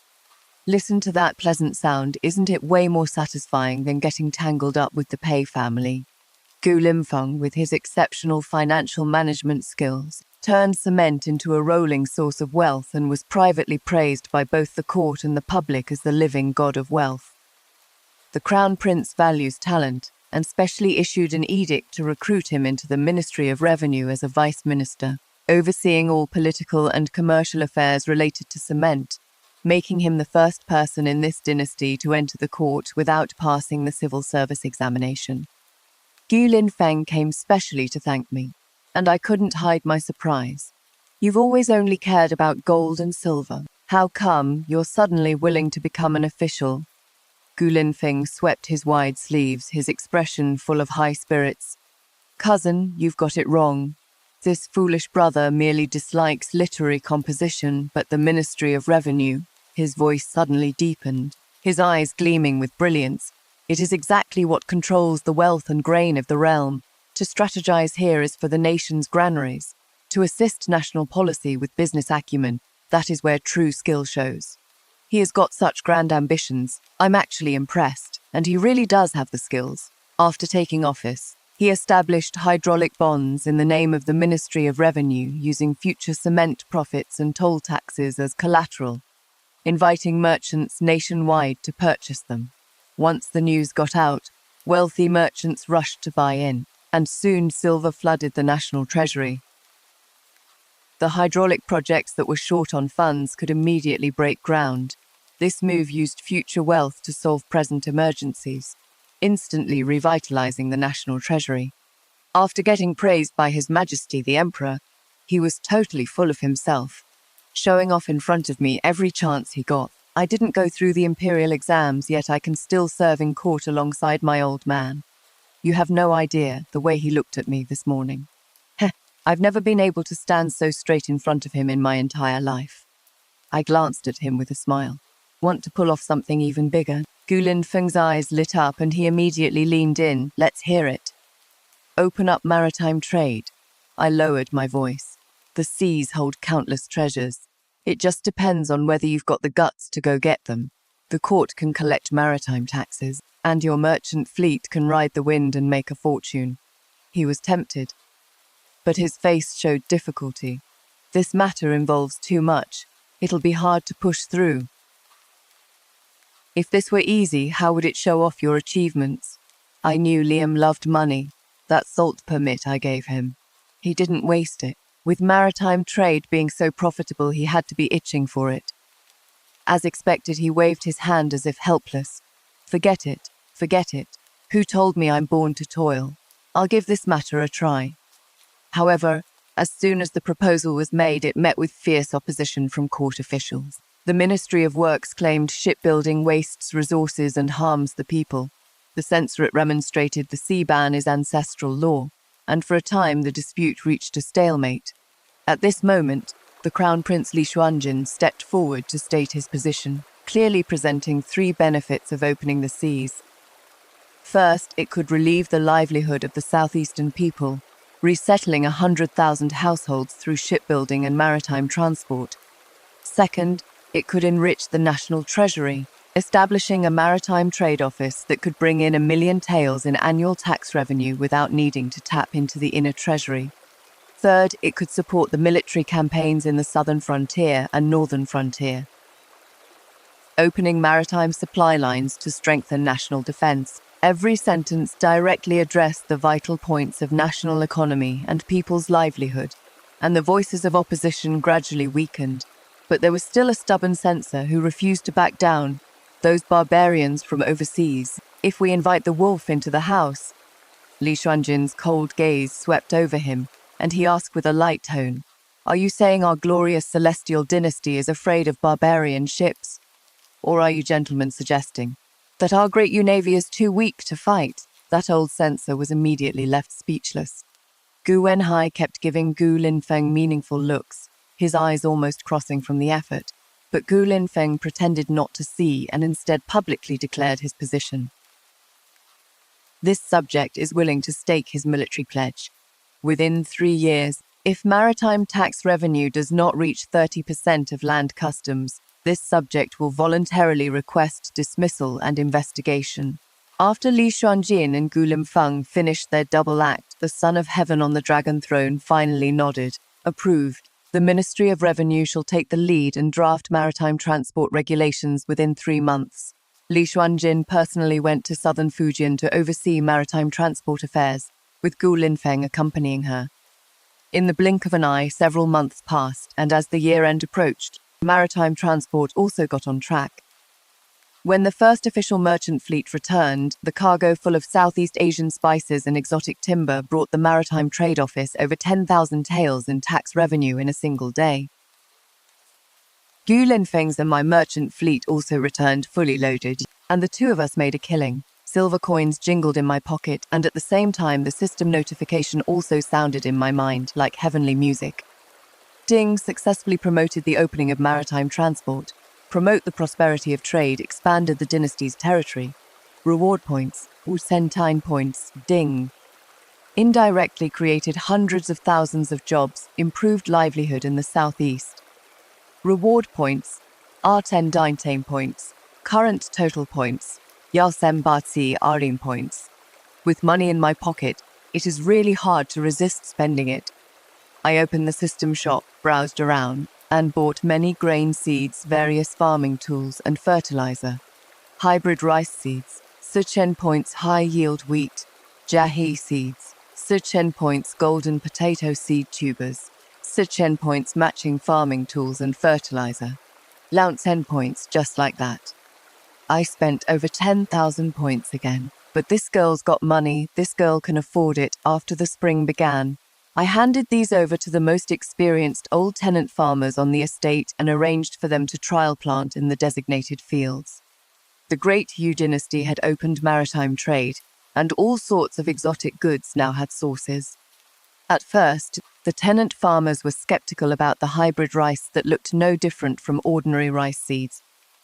On harvest day, the entire estate was in an uproar. The potatoes were bigger than fists, and digging up one yielded a whole nest of them. The wheat and rice ears were heavy and golden, almost bending the stalks. The old tenant farmers who had dealt with the land all their lives widened their eyes in amazement. I specially invited Gu Linfeng and Li Lingxi to the estate to relax. Unexpectedly, when the carriage stopped, the first to step down was actually Li Xuanjin. The slanting spring sunlight shone upon him, his black, everyday robes accentuating his upright figure like a slender bamboo. I heard that last month he personally went to Huainan Circuit to rectify the long-standing abuses in grain transport. Perhaps due to the arduous canal affairs, his jawline appeared even sharper than before. But those phoenix eyes remained as calm and deep as an abyss, and his overall bearing had gained an even more solid sense of practical statesmanship compared to the past. I wore a smile on my face. "Your Highness, may you be well." I had already been planning to find an opportunity to let him see those grain varieties with his own eyes. It is just that as a woman of the inner quarters, if I were to invite him without reason, it would seem too forward. Now that he had come uninvited, it was an unexpected delight. Gu Linfeng moved closer to Li Lingxi and muttered in a low voice, "Why did you bring the crown prince here?" thinking back to earlier this year when supervising maritime transport in southern Fujian. That decisive and swift manner of his still made his back tense up to this day. This meal today would probably require sitting ramrod straight again. Li Lingxi was on the verge of tears. I just happened to run into him when I was leaving and casually extended an invitation. Who would have thought my cousin would actually agree? Gu Limfeng, the crown prince, sure has a lot of free time. Li Xuanjin's gaze swept over meaningfully, and the two quickly shut their mouths. The manor had already prepared the feast, wild game from the mountains accompanied freshly cooked rice, and the most special dish was the potato braised chicken. Li Xuanjin tasted a piece of that golden, soft potato, and a flash of surprise crossed his eyes. This ingredient has a unique texture. What is it? This is the moment I've been waiting for. This thing is called potato. My merchant ship obtained it by chance from overseas.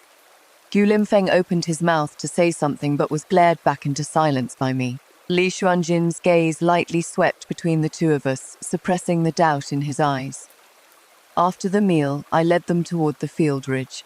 Li Lingxi curiously fiddled with the potato vines, while Li Xuanjin, disregarding the dirt in the field, squatted down and personally dug up a plump potato plant. I said, "This thing is drought-resistant and tolerant of poor soil.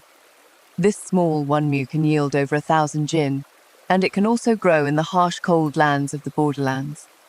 I reached out again, pointing toward the golden rice ears over there. That new rice variety yields a full 4 times more per acre than in previous years. Li Xuanjing gazed at those layers of golden waves, the depths of his eyes seeming to spark with a wildfire. His voice couldn't hide his excitement. If all the fields under heaven could have such harvests, why would we worry about granaries not being full?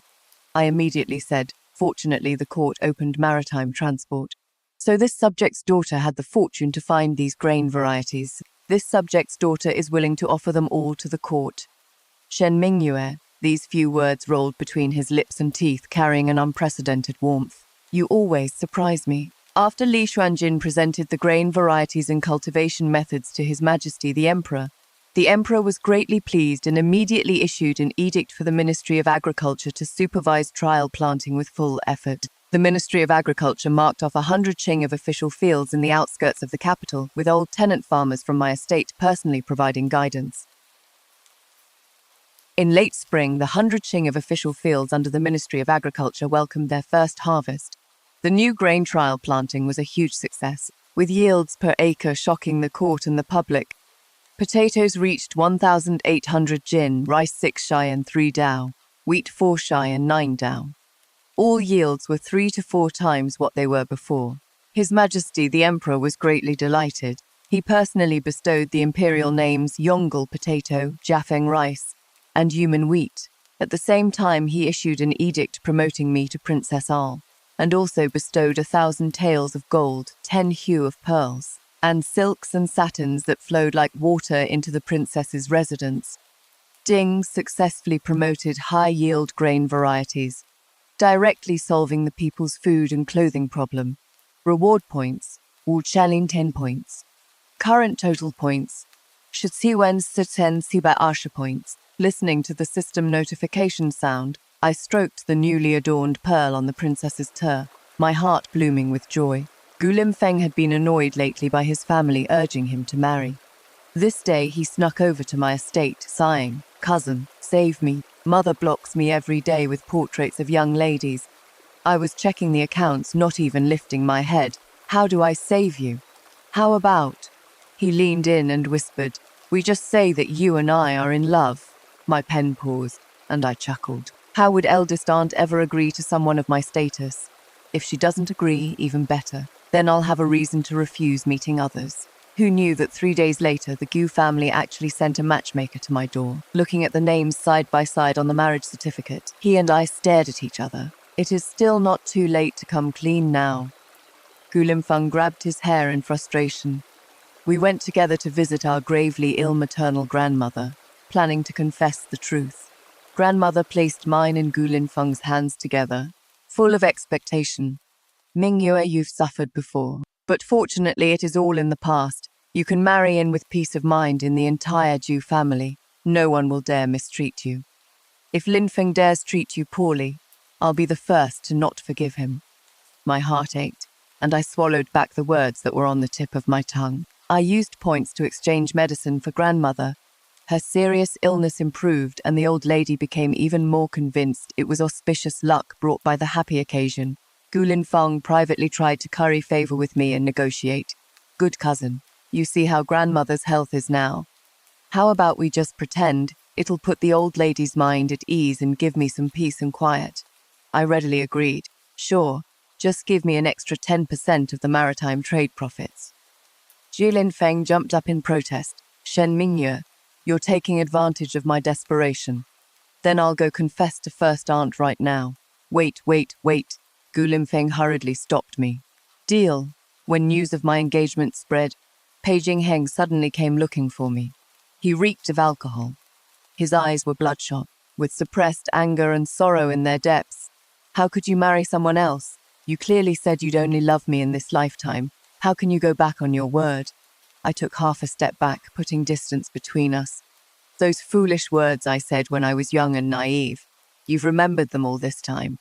You and I have long been divorced. Marriage is our own business now and has nothing to do with each other. He actually tried to grab my wrist but was stopped in time by my maid. Mingyue, I know you still have feelings for me. His voice was hoarse. I wronged you back then, but why must you use marrying into the Gu family to get revenge on me? I was amused by his self-importance. Pei Jingheng, you think far too highly of yourself. Whether I marry or not, what is it to you? Just because I left you. Does that mean I, Shen Mingye, deserve to spend the rest of my life alone with a prayer lamp?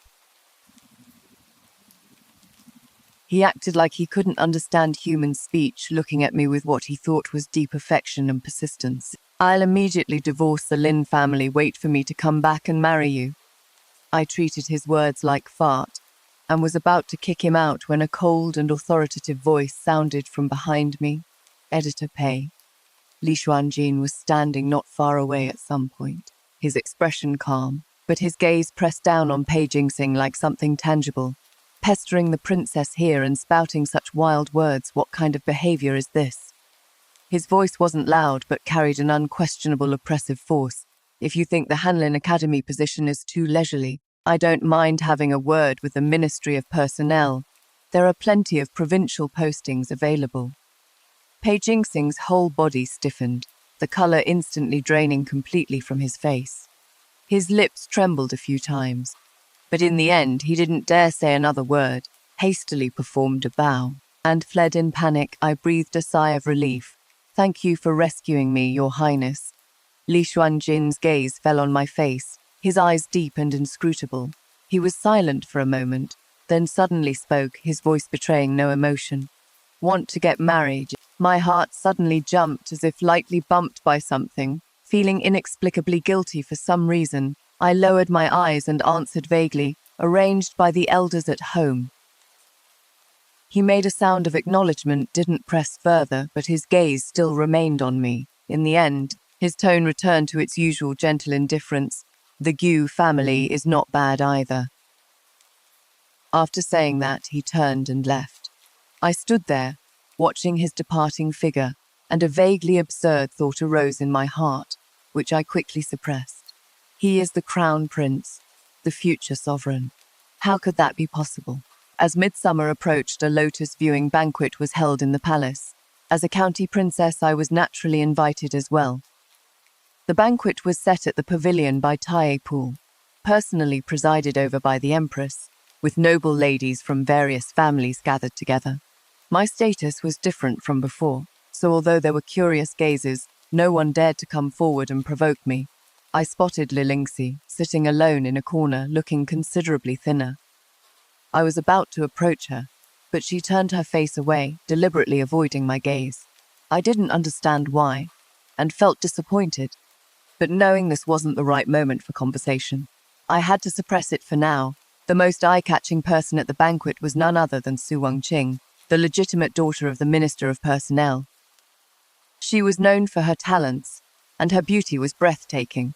When she painted in front of everyone, her brush moved like dragons and snakes, and in an instant a shimmering lotus painting was completed with lofty artistic conception.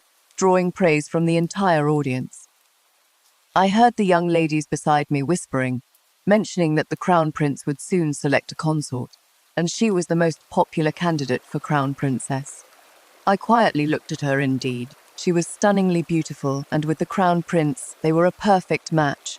As the grand banquet came to an end and I was about to leave, I was stopped by a lady in waiting from the Empress's side.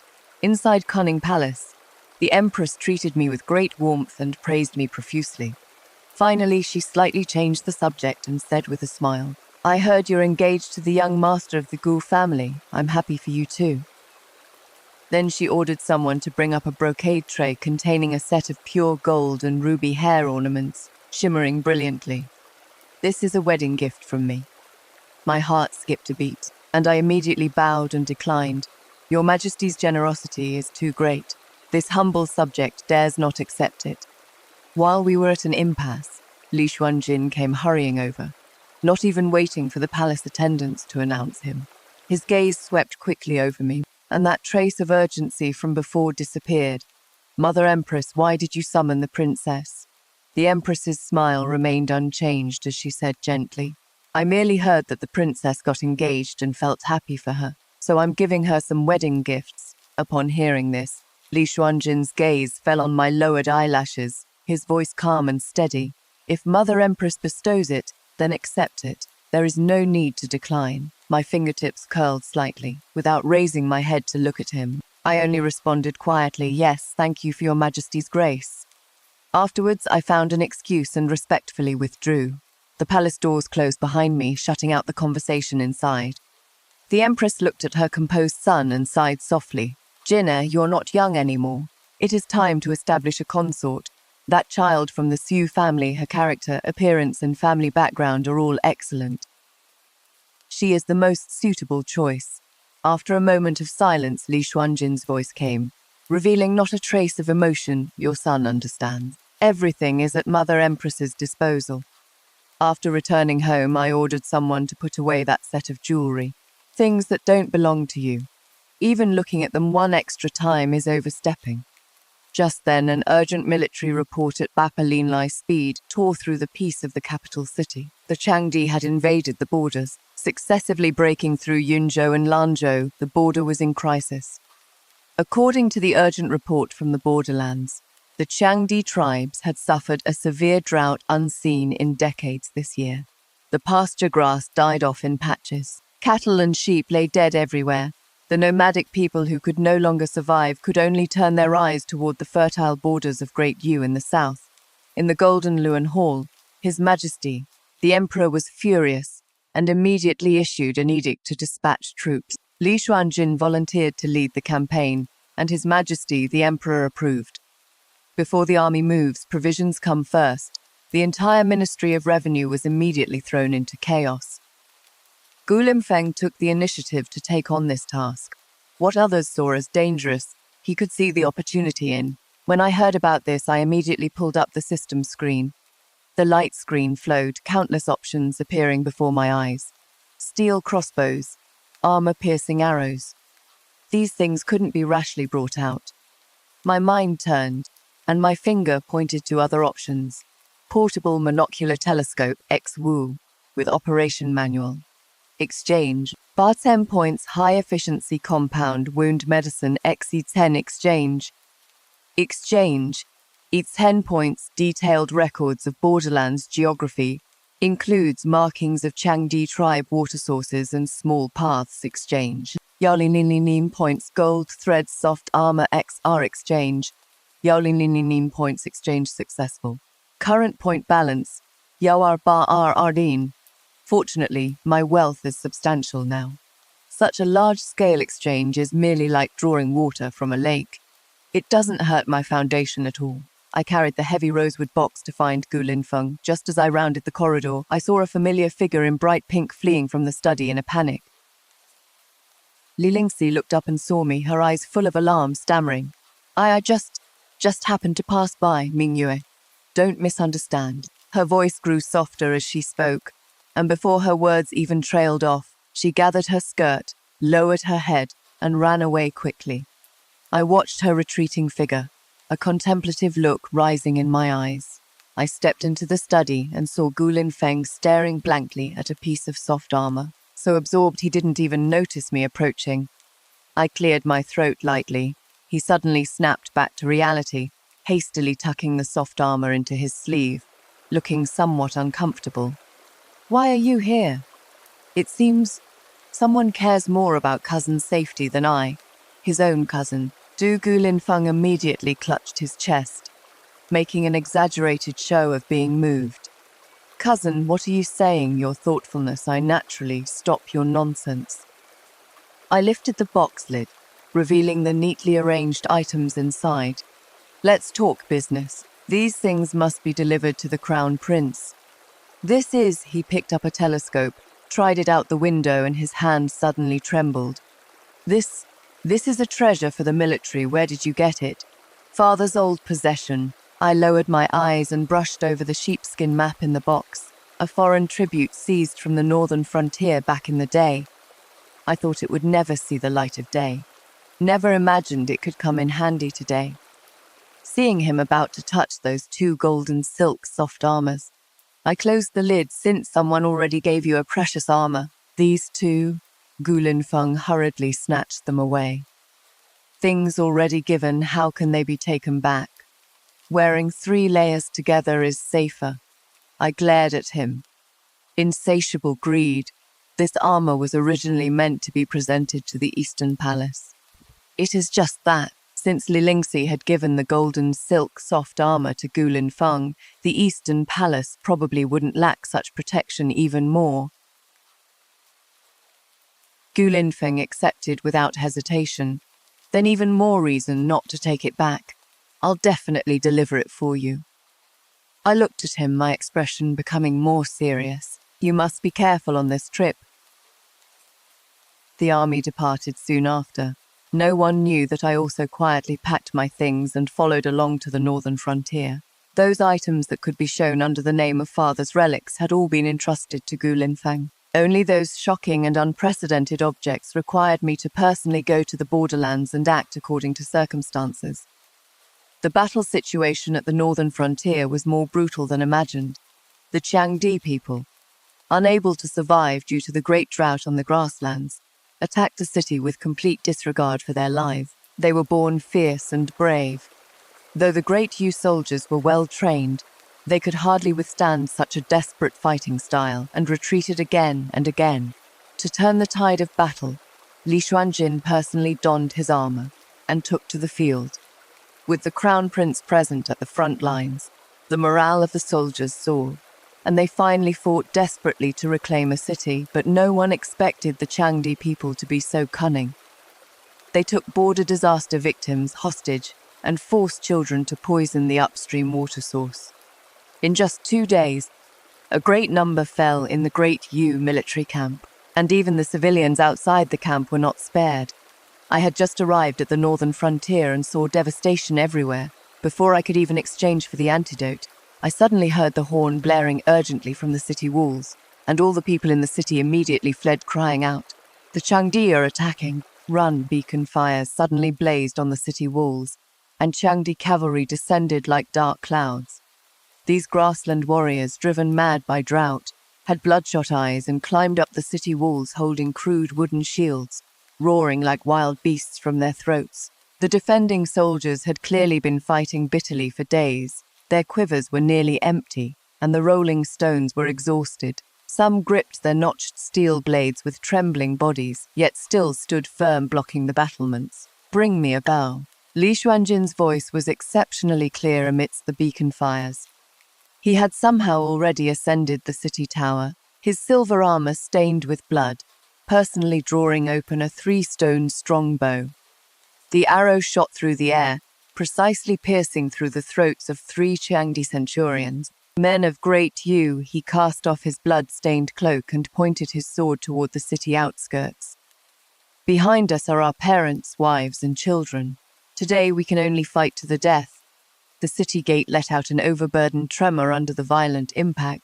The garrison troops futilely pressed their bodies against the gate, with people constantly collapsing while vomiting black blood. "Your Highness," Leave quickly. A personal guard tugged at the Crown Prince's sleeve. The gate is about to break. The Crown Prince slashed off the pulled sleeve with one stroke of his sword, his blood-stained blade stabbing into the ground with a clang. I will remain right here, not retreating a single step. Boom! The city gate burst open with a thunderous crash, and the ferocious faces of Changdi soldiers became clearly visible. At this critical moment, 3 claps of thunder exploded. 3 red-coat cannons slowly advanced on their wheels, their dark muzzles emitting blue smoke. The violent blast shattered the Changdi vanguard along with their battering rams into pieces. Heaven's punishment has arrived, I shouted. All who violate Great U's territory will be utterly annihilated. The Changdi people had never seen weapons like these thunder strikes before. Their formation fell into chaos, their momentum completely shattered, and they fled in all directions. The garrison troops who had been prepared to die were all stunned. Li Xuanjin's gaze fell upon me, full of disbelief. After a brief daze, a captivating radiance immediately burst forth from his eyes. All generals, heed my command, full army attack. Right at this moment, thick smoke billowed into the sky from the Changdi camp. The Crown Prince's surprise attack team, relying on the telescope and that copy of detailed records of Borderlands geography, had infiltrated behind the Changdi forces and burned their supplies in one fell swoop. Caught between 2 fronts, the Changdi army retreated in panic, abandoning their armor and helmets for 10 miles. The surviving defenders embraced each other and wept, their hoarse cheers resounding across the city walls. Supporting myself against the scorching hot cannon barrel, I finally let out a long breath of relief. Below the city tower, Li Xuanjin looked up at me. His blood-stained face was blurred in the twilight, but those eyes were strikingly bright. We gazed at each other from afar through the gunsmoke and cheers, as if something was surging silently through the scorching air. Suddenly, his figure swayed and he collapsed straight to the ground. Your Highness, the cheers above and below the city walls came to an abrupt halt, and chaos erupted instantly. With Li Xuanjin's collapse, the army immediately fell into disarray. He had been poisoned and was merely forcing himself to hold on before, not daring to fall. I exchanged sufficient antidote from the system and had it distributed to the poisoned soldiers. In less than half a day, there were no more agonized groans in the military camp. But the Crown Prince alone remained in deep sleep. Late at night, when all was quiet, I kept watch by the bed and quietly exchanged for the full body scan function. A pale blue glow slowly swept across his pallid face, and a mechanical voice sounded in my mind. Detection target, Li Xuanjin. Toxins cleared, vital signs stable. Current status, deep sleep. Body energy severely depleted, continuous rest recommended. So he was completely exhausted. I breathed a sigh of relief and was about to leave when my wrist was suddenly grabbed tight. He kept his eyes closed, brows tightly knitted, fragmented whispers spilling from his thin lips. "Don't go," I hurriedly struggled. But he gripped so hard that I couldn't break free for a moment. I looked around furtively like a thief, only relaxing when I saw no one else in the tent. Later, somehow, I fell asleep. I dozed lightly by the bed, and when I woke, I was met with a pair of unfathomably deep eyes. He had been awake for who knows how long, his gaze resting on my sleeve that had slipped down.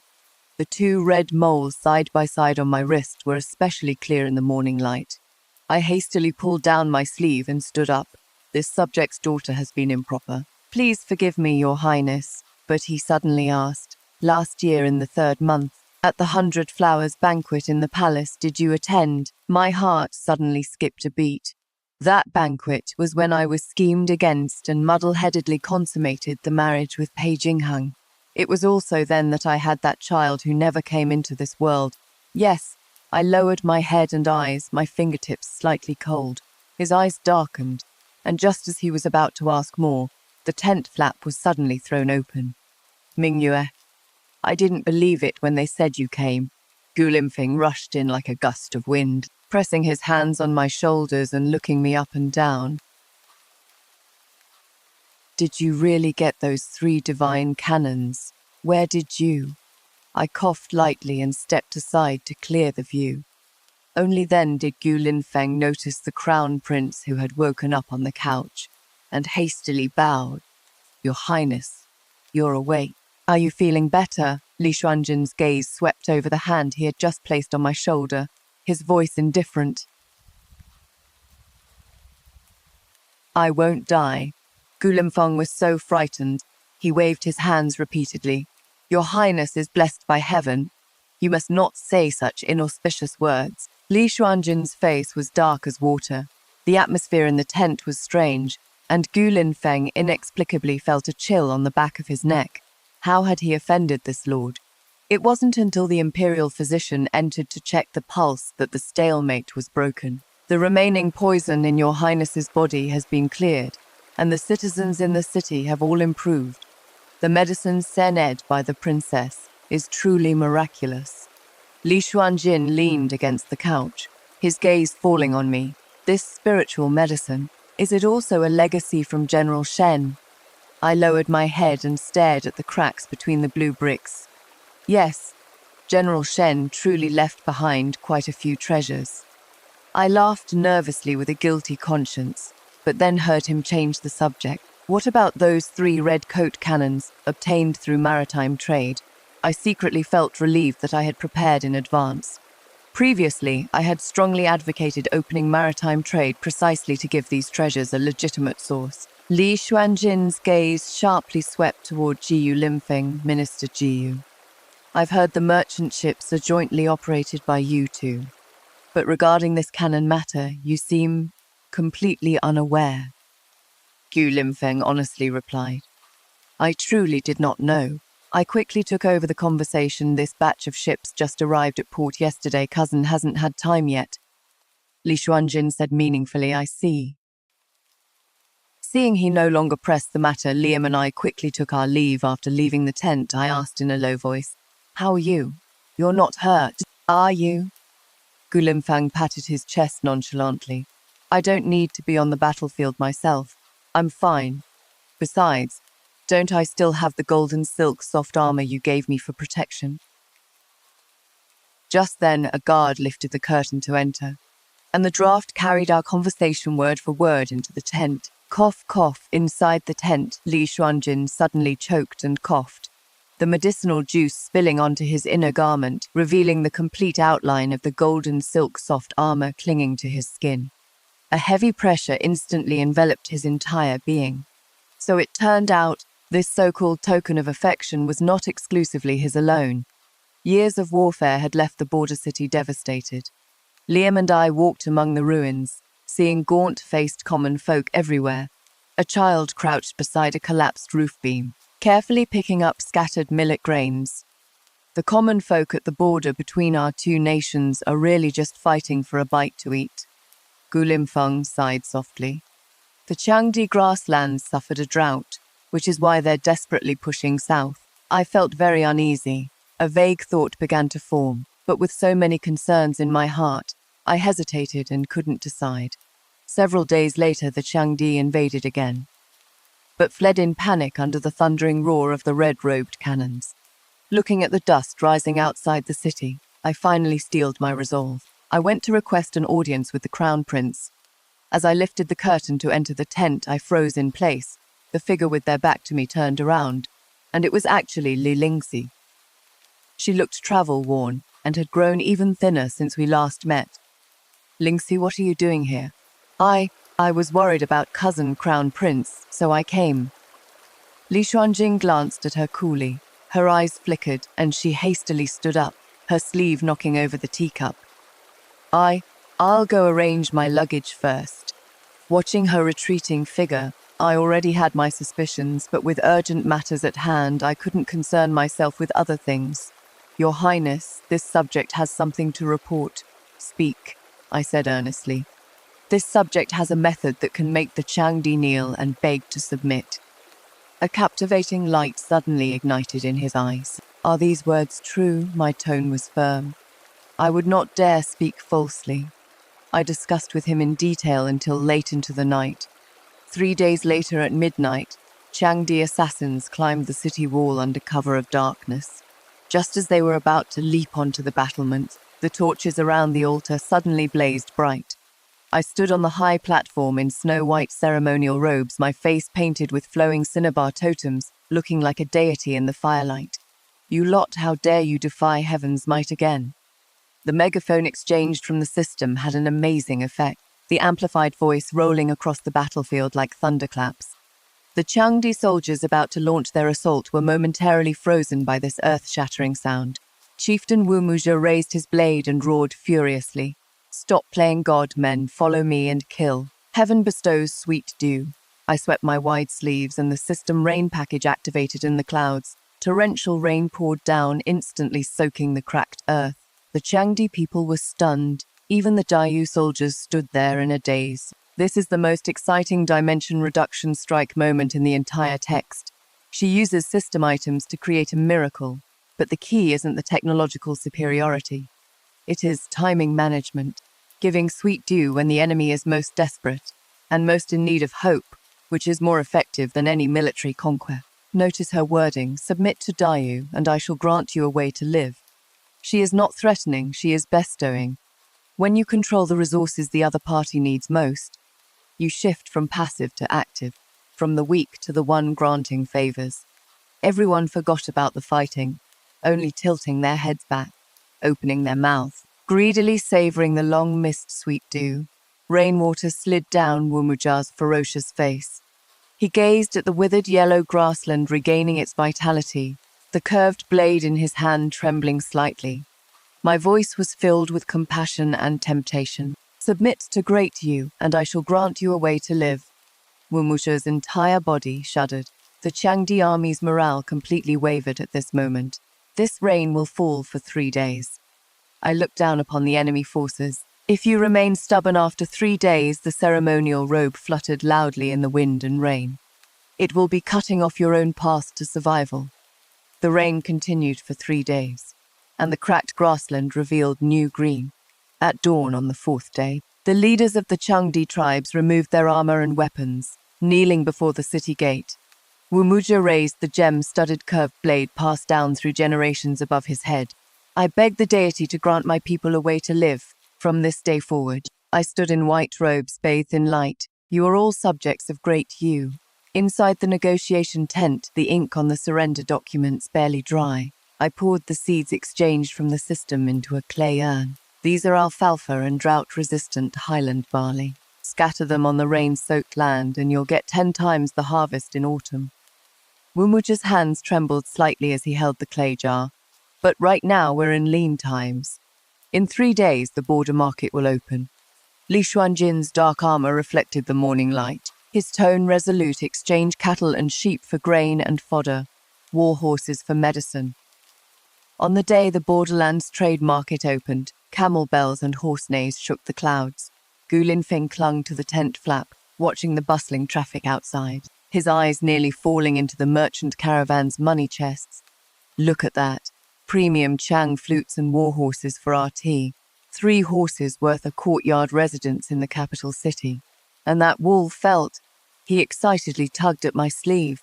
"Cousin, if all the tax revenue from this trade market goes to the Ministry of Revenue, look at your pitiful ambition." I swatted away his flailing hand. "All day long it is just money, money, money." "You don't love money." He leaned in, squinting his eyes. "Then who was it staring at the account books, clicking away at the abacus until the 3rd watch the other night?"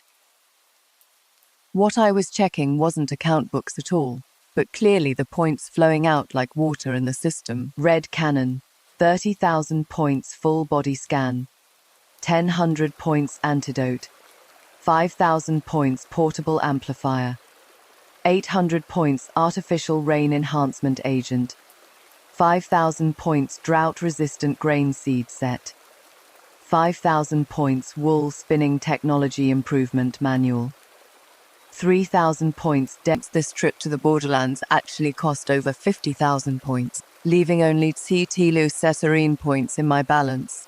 Fortunately, the reward for resolving the border crisis was generous. Otherwise, I'd truly lose sleep from the heartache. Gu Linfeng lowered his voice again. "Seriously, that rain. Can you really summon wind and rain?" I cleared my throat lightly. "Heaven's secrets must not be revealed." "What secrets?" Li Xuanjin's voice suddenly rang out. He stood with his hands behind his back in the shadow of the tent. his gaze scraping over the overly close distance between us like an icy blade. Li Lingxi also stood by his side, watching us with dark, obscure eyes. In an instant, I had the illusion of being caught in bed cheating, when clearly Gu Linfeng and I were the betrothed couple. This minister will go count the tax silver. Gu Linfeng slipped away along the tent curtain. Li Lingxi's eyes darted around wildly. I'll go take a walk outside. In a blink, only Li Xuanjin and I remained. He gazed at me. You still haven't answered the earlier question. How do you explain these past days' divine miracles?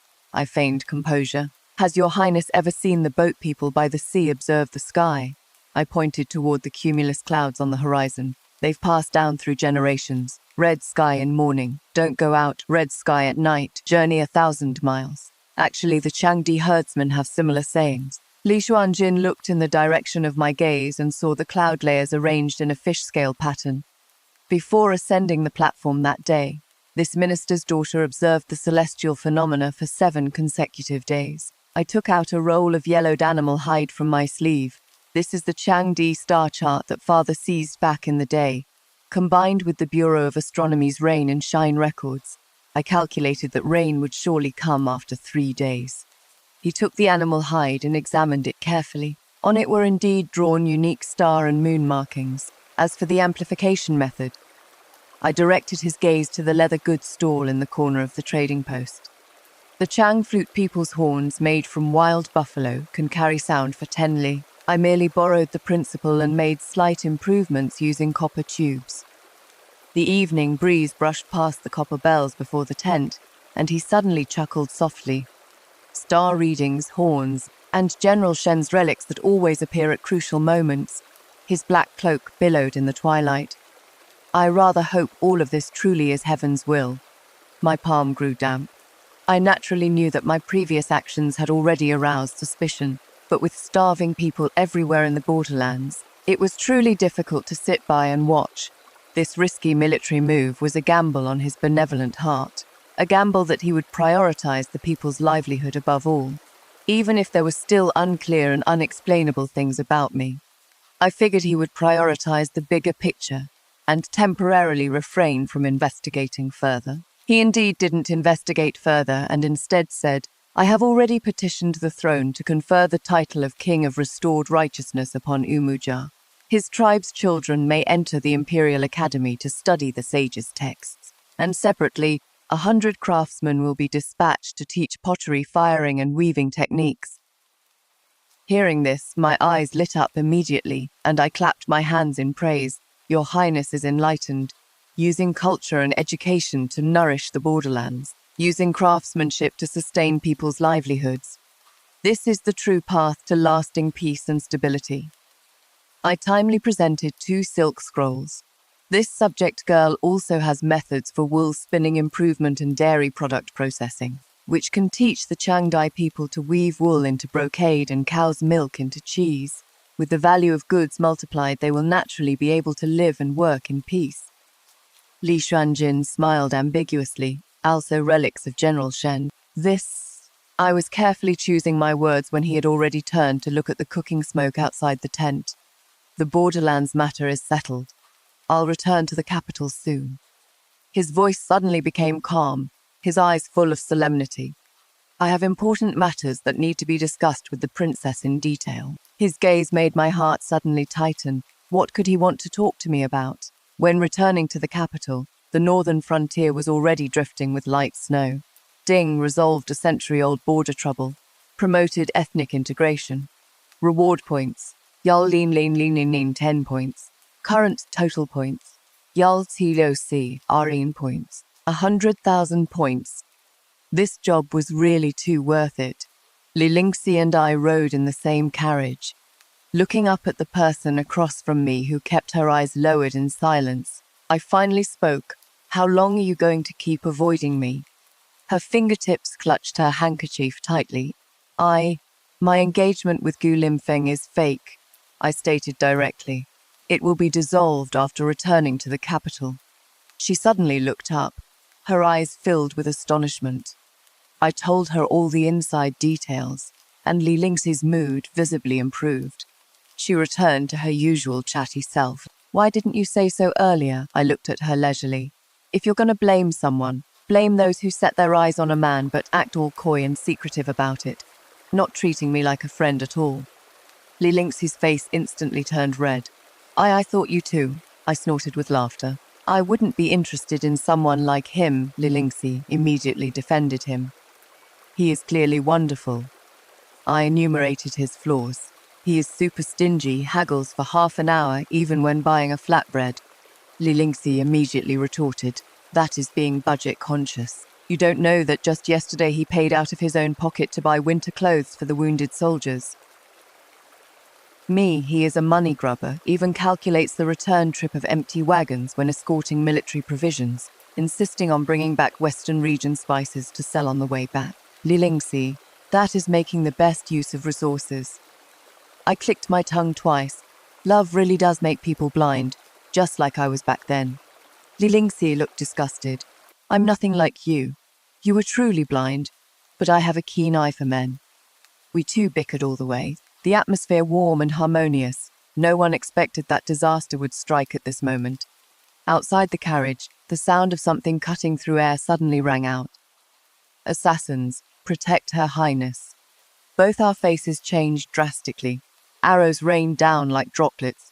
I immediately shielded Lilinxi under me. The horses panicked, the carriage tumbled violently. Lilinxi and I were tossed around until we were completely disoriented. Gu Limfeng rushed up and struggled to rescue the two of us. Run, hide in the forest. My gaze searched around covertly. Pupils contracting sharply, Li Xuanjin's white horse had already fallen in a pool of blood, and that figure in dark robes was being besieged by more than 10 black-clothed assassins.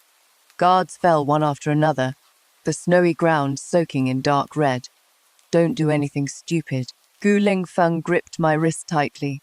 If you go over there now, you're just throwing your life away. I turned my hand and stuffed a signal flare into his palm. Take Lingxi to the beacon tower 3 miles away for reinforcements. After speaking, I turned and rolled toward the wreckage of the carriage. The system light screen flashed rapidly before my eyes. Exchange successful. Emergency shield Wu 10 points. Exchange successful. Instant smoke Lao 10 points the moment the pale golden barrier lit up around Li Xuanjin. The assassin's blade eerily slid to the side. The guards seized the opportunity to counterattack, tearing open a gap for us. I pulled him up, trying to run into the forest, but we were forced to the cliff's edge by the endless waves of pursuers. He blocked me behind him. I'm the one you want to kill. Let her go. What answered him were poisoned crossbow bolts from all directions. They were going to turn us into sieves. Li Xuanjin's pupils contracted sharply. Jump! I grabbed him and leaped off the cliff. Exchange for emergency parachute. As the wind howled past my ears, a huge parachute burst open with a bang. And then we swayed and ended up hanging on a dead tree halfway up the mountain. Li Xuanjin's crown was askew, stuck between the branches, and my skirt was fluttering in the wind. When our eyes met, he suddenly chuckled softly. Every time the princess comes to my rescue, it is always so uniquely creative. Is this object also a relic left by my late father? That is not important. What is important is how are we going to get down? Following the rock crevices and withered vines, after much trouble, we finally made it back to solid ground in a disheveled state. I had just breathed a sigh of relief when I suddenly felt my palms sticky and warm. His black sleeves were already soaked with blood, and the arm that had been holding my waist was trembling slightly. He was injured. Helping him to a spot sheltered from the wind, I hurriedly took out the wound medicine I'd exchanged from the system. The moment my fingertips touched the sash at his waist, his cold hand gripped mine. Your Highness, this lady is being improper, but the injury is urgent. Not only did he not let go, he tightened his grip instead. There were some things he didn't want to wait to say anymore. Last year in the 3rd month at the palace's 100 Flowers banquet, I was schemed against in the East Warm Pavilion of Linhua Hall. A suppressed cough escaped from his throat, and my breathing froze in that moment. I was drugged and lost my senses. I only remember those bright wrists like frost and snow, with these 2 cinnabar marks on them. With a clang, the wound medicine in my hand fell to the ground. His gaze was exceptionally bright, as if carrying a scorching heat. The person from that day was you. Impossible. When I woke up, it was clearly Pei Jingheng by my side. Before I could finish speaking, I realized my slip of the tongue. His eyes suddenly lit up like snow. So it really was you. The secret guard must have found someone to take your place to protect your reputation. Afterwards, that secret guard was silenced, which made this matter a mystery. His Adam's apple bobbed slightly, Linksy said. You were once pregnant. That child was ours, wasn't it? My fingertips curled sharply, and the 2 cinnabar moles on my wrist began to burn. In the cold light reflected by the snow, I seemed to see that icy night again. Lin Wan's triumphant smile, the crimson spreading beneath me, Pei Jingheng's words. Better not to keep such an ill-fated child. So that child, by some strange twist of fate, carried his blood. But the child was already gone. And besides, it was just an accident, and couldn't change anything. I quickly composed myself, my attitude cold and restrained. Your Highness, please allow this subject to apply medicine to your wounds first. My coldness made him suddenly furious. You're running away. He tried to get up, but I pressed him back against the rock wall, my tone brooking no argument. Returning alive is what matters most. If you lose your life, everything else is empty talk. I loosened his belt and cleaned his wounds with practiced movements. He kept staring at me, his gaze branding my skin like something tangible. After nightfall, he developed a high fever, and I had no choice but to wipe him down. As my fingertips brushed across his well-defined chest, he suddenly opened his eyes, his fever-reddened gaze locking straight onto me. Now you even know clearly how many scars are on my body. Just then, the sound of dry branches snapping came from the distance. We both held our breath at the same time, until Gu Linfeng's anxious call pierced through the night. Mingyue, Your Highness. My face lit up with joy as I hurried out to meet him. Gu Linfeng looked me over carefully from head to toe, his face full of anxiety. Are you injured? I shook my head, and only then did he let out a big sigh of relief. Li Xuanjin was leaning against the rock wall, staring at him expressionlessly, that gaze more bone-chilling than the cold wind at the bottom of the cliff. A familiar chill crept up the back of Gu Linfeng's neck again. We were successfully rescued, and Li Lingxi came rushing over, lifting her skirt. She hugged me tightly, her tears soaking the fabric on my shoulder. You're finally back. I was worried sick. She turned and glanced at Li Xuanjin being supported by guards, muttering quietly, Cousin, why is it always you getting hurt? You're so frail, thinking it over carefully. I couldn't help but smile. From the epidemic in Jiangnan, to the poisoning at the northern frontier, to the assassination at the cliff's edge. This crown prince indeed always collapsed at critical moments. Take care, Your Highness. I bowed respectfully and was about to withdraw when he gently grasped my wrist. Once I deal with those sneaky little rats scheming behind the scenes. His gaze was deep. I'll talk with you in detail. Li Lingxi looked at the two of us, her eyes almost popping out. She wanted to gossip, but was intimidated by Li Xuanjin's threatening look and didn't dare act rashly. Gu Linfeng stood beside me, muttering in a low voice. No wonder the crown prince always glares daggers at me. Turns out he has long considered me a rival, in love. Cousin, you really know how to play this. I looked at the vermilion gate of the palace and said softly, I won't marry into the Eastern Palace. The imperial family would never accept a twice-married woman as the crown prince's consort. And even as a secondary consort, it would be impossible. Moreover, I have no intention of sharing my husband with others. The annulment of my engagement with Gu Linfeng went very smoothly. Grandmother's health had long since recovered under my care, and seeing that neither of us were willing, she didn't force it. On the other hand, when Gu Linfeng and Li Lingxi's marriage was set, the entire capital city was abuzz with excitement. One was an unconventional merchant prodigy, the other a beloved imperial princess. This pairing truly gave people much to talk about. I was genuinely happy for them. A woman as bright as Lingxi deserved to be cherished wholeheartedly. And as for Gu Linfeng, though he was a bit stingy, he was never muddled on important matters. And when he looked at Lingxi, that tenderness in his eyes that even he hadn't noticed, that couldn't be faked. On this day I had just left the newly opened Himin pharmacy, calculating where to open my medical clinic next, when a familiar and annoying figure blocked the carriage. It was Pei Jingheng Mingyue. He stepped forward, his tone urgent. I knew it. Your engagement to Gu Limfeng is just to spite me, isn't it? You still can't let me go in your heart. I frowned and lowered the carriage curtain, signaling the coachman to go around. But Pei Jingheng stubbornly blocked the carriage, his voice hoarse. Mingyue, I've already divorced Lin Wan. How could that poisonous woman compare to even a fraction of you? Come back, and I'll have you brought through the door in a grand 8-bearer sedan chair. From now on, you'll manage the Pei family household, and Mother will never make things difficult for you again. I lifted the curtain and looked at him coldly. Pei Jingheng, have you lost your mind? I haven't lost my mind. I know you still have feelings for me. He looked at me stubbornly. You sacrificed so much for me. How could you just let go like that? Blaming me for being deceived by Lin Wan back then. Now I've come to my senses. Mingyue, let's start over. A sharp female voice suddenly cut through the air. Shen Mingyue, you shameless bitch. Lin Wan rushed over from nearby. Her hair disheveled, her face twisted, no longer the delicate willow-like figure she once was. She pointed at my nose, her eyes splitting with rage. You're already divorced, so why do you keep haunting cousin like a lingering ghost? You bitch! Pei Jingheng's face darkened. Shut up, you venomous woman. How dare you make a scene here? Get lost now.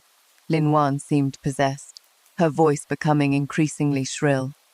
Pei Jingheng, open your eyes and see clearly. Shen Mingyue has long betrayed you. She is nothing but a bitch. That night at the 100 Flowers banquet, she clearly fooled around with another man. Pei Jingheng was stunned, then said angrily, What nonsense are you spouting? Lin Wan shouted loudly without restraint. That night I saw with my own eyes her entering the east wing of Linhua Palace. In a flash I saw another man being helped inside. The sounds from within, it clearly wasn't you. Her fingertip pointed at Pei Jingheng like it was dipped in poison. Later, I ran into you by the lotus pond, wanted to drag you to catch them in the act, but in a blink you vanished without a trace. By the time I went back, it was already too late, and you fool, just accepted it like that. Pei Jingheng's face turned ashen as he suddenly looked at me. Impossible.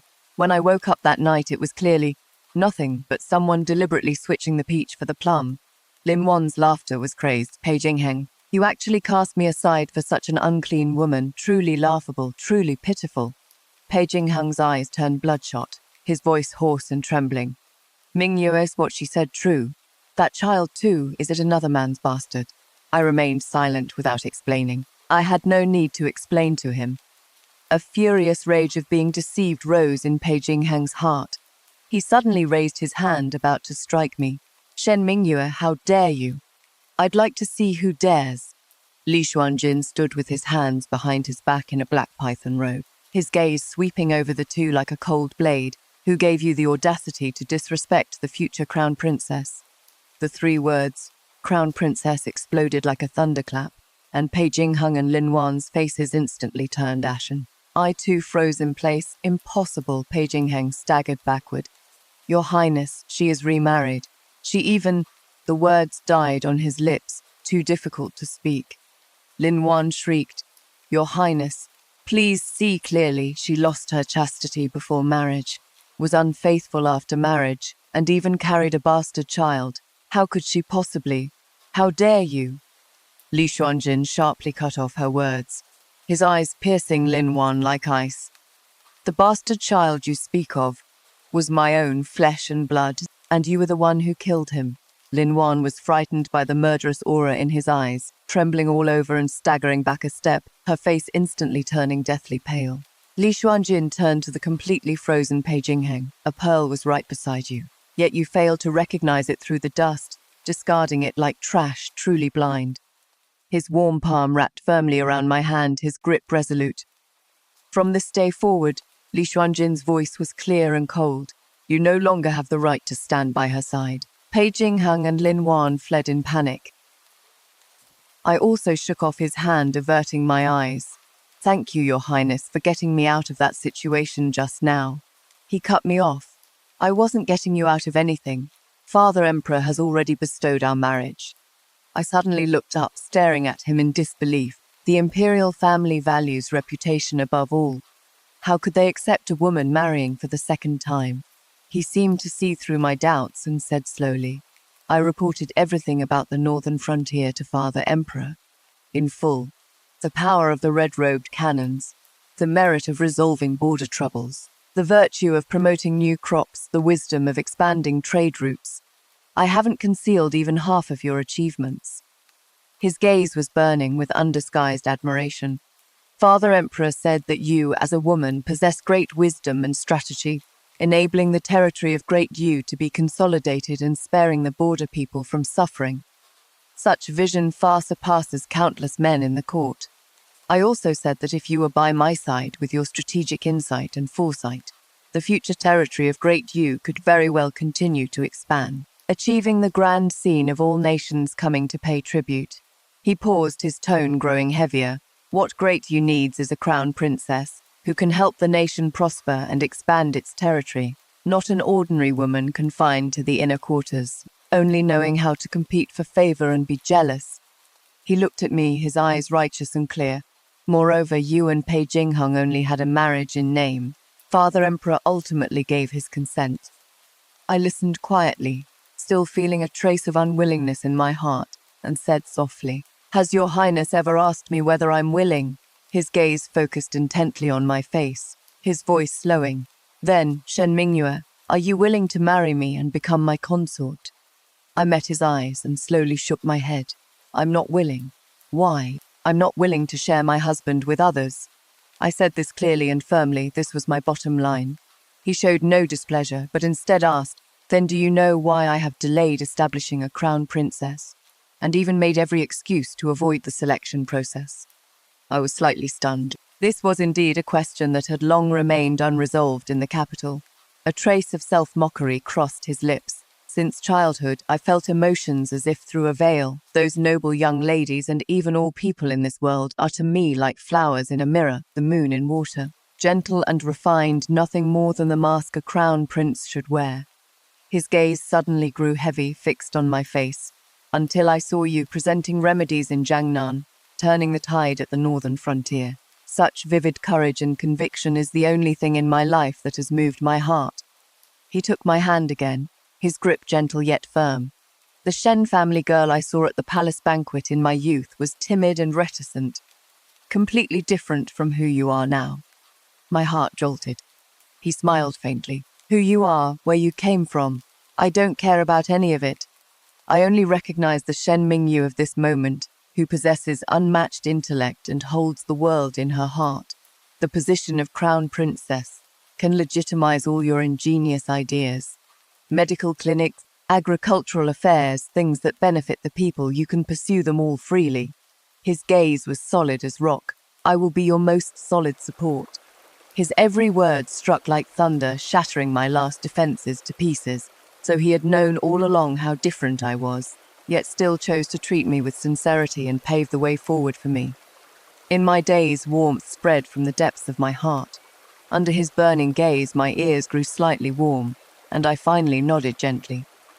Later I took charge of the Eastern Palace, and when Li Xuanjin ascended the throne, I was granted the title of Empress. All members of the Pei family had to kneel prostrate before the hall. I did not make things difficult for them. Such people had long since passed before my eyes like clouds and smoke. Only Pei Jingheng, unable to bear the gossip in the capital, requested to be posted outside.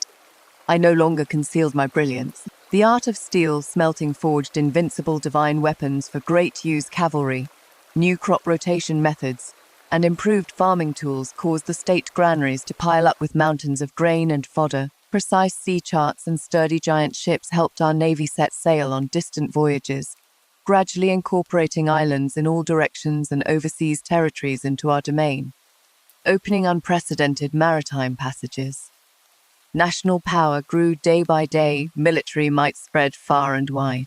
The territory of Great U, with my ingenious ideas and Li Xuanjin's full support, continuously expanded its borders, ultimately becoming a magnificent celestial empire that looked down upon the world with all nations coming to pay tribute.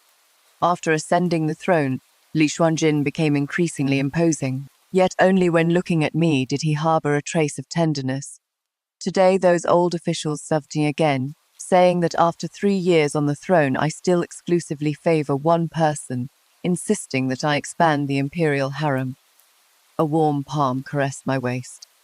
Empress, what do you say we should do? Before I could respond, he had already scooped me up in his arms. How about the Empress bears me a prince? That should shut those people up. The bright yellow bed curtains swayed gently as I gasped softly, clinging to his arms, my flowing eyes full of seductiveness. Candlelight flickered, casting shadows of our entwined bodies, with only the bright moon outside the window witnessing this room full of spring passion. Dear rational observers, the story ends here. Let me summarize the core strategy of this story in one sentence. The truly strong are not those who escape the system, but those who can transform any system into their own tool. Shen Mingye's victory lies not in having the cheat system, but in her value reconstruction ability. She didn't indulge in using system items for personal revenge, but instead used every function for benefiting the common people. Cement for dam repairs, seed varieties promotion, maritime trade opening, border threats resolved. Every step was for the world, not for personal vendetta.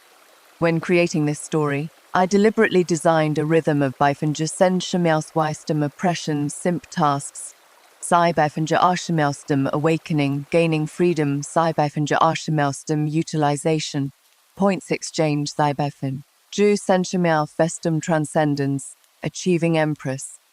The system transformed from shackles to wings, from curse to blessing, with the key being the shift in the user's perspective. The most brilliant design of this story is that Pei Jinghang thought he lost a wife, but what he actually lost was a talent who could change the nation's destiny. While he was still tangled up over whether Lin Ruo's pregnancy was real or fake, Shen Mingyue was already thinking about how to feed the common people of the world. This is the crushing difference in cognitive levels. You're struggling with love affairs on the first floor while she is already strategizing on the 9th floor.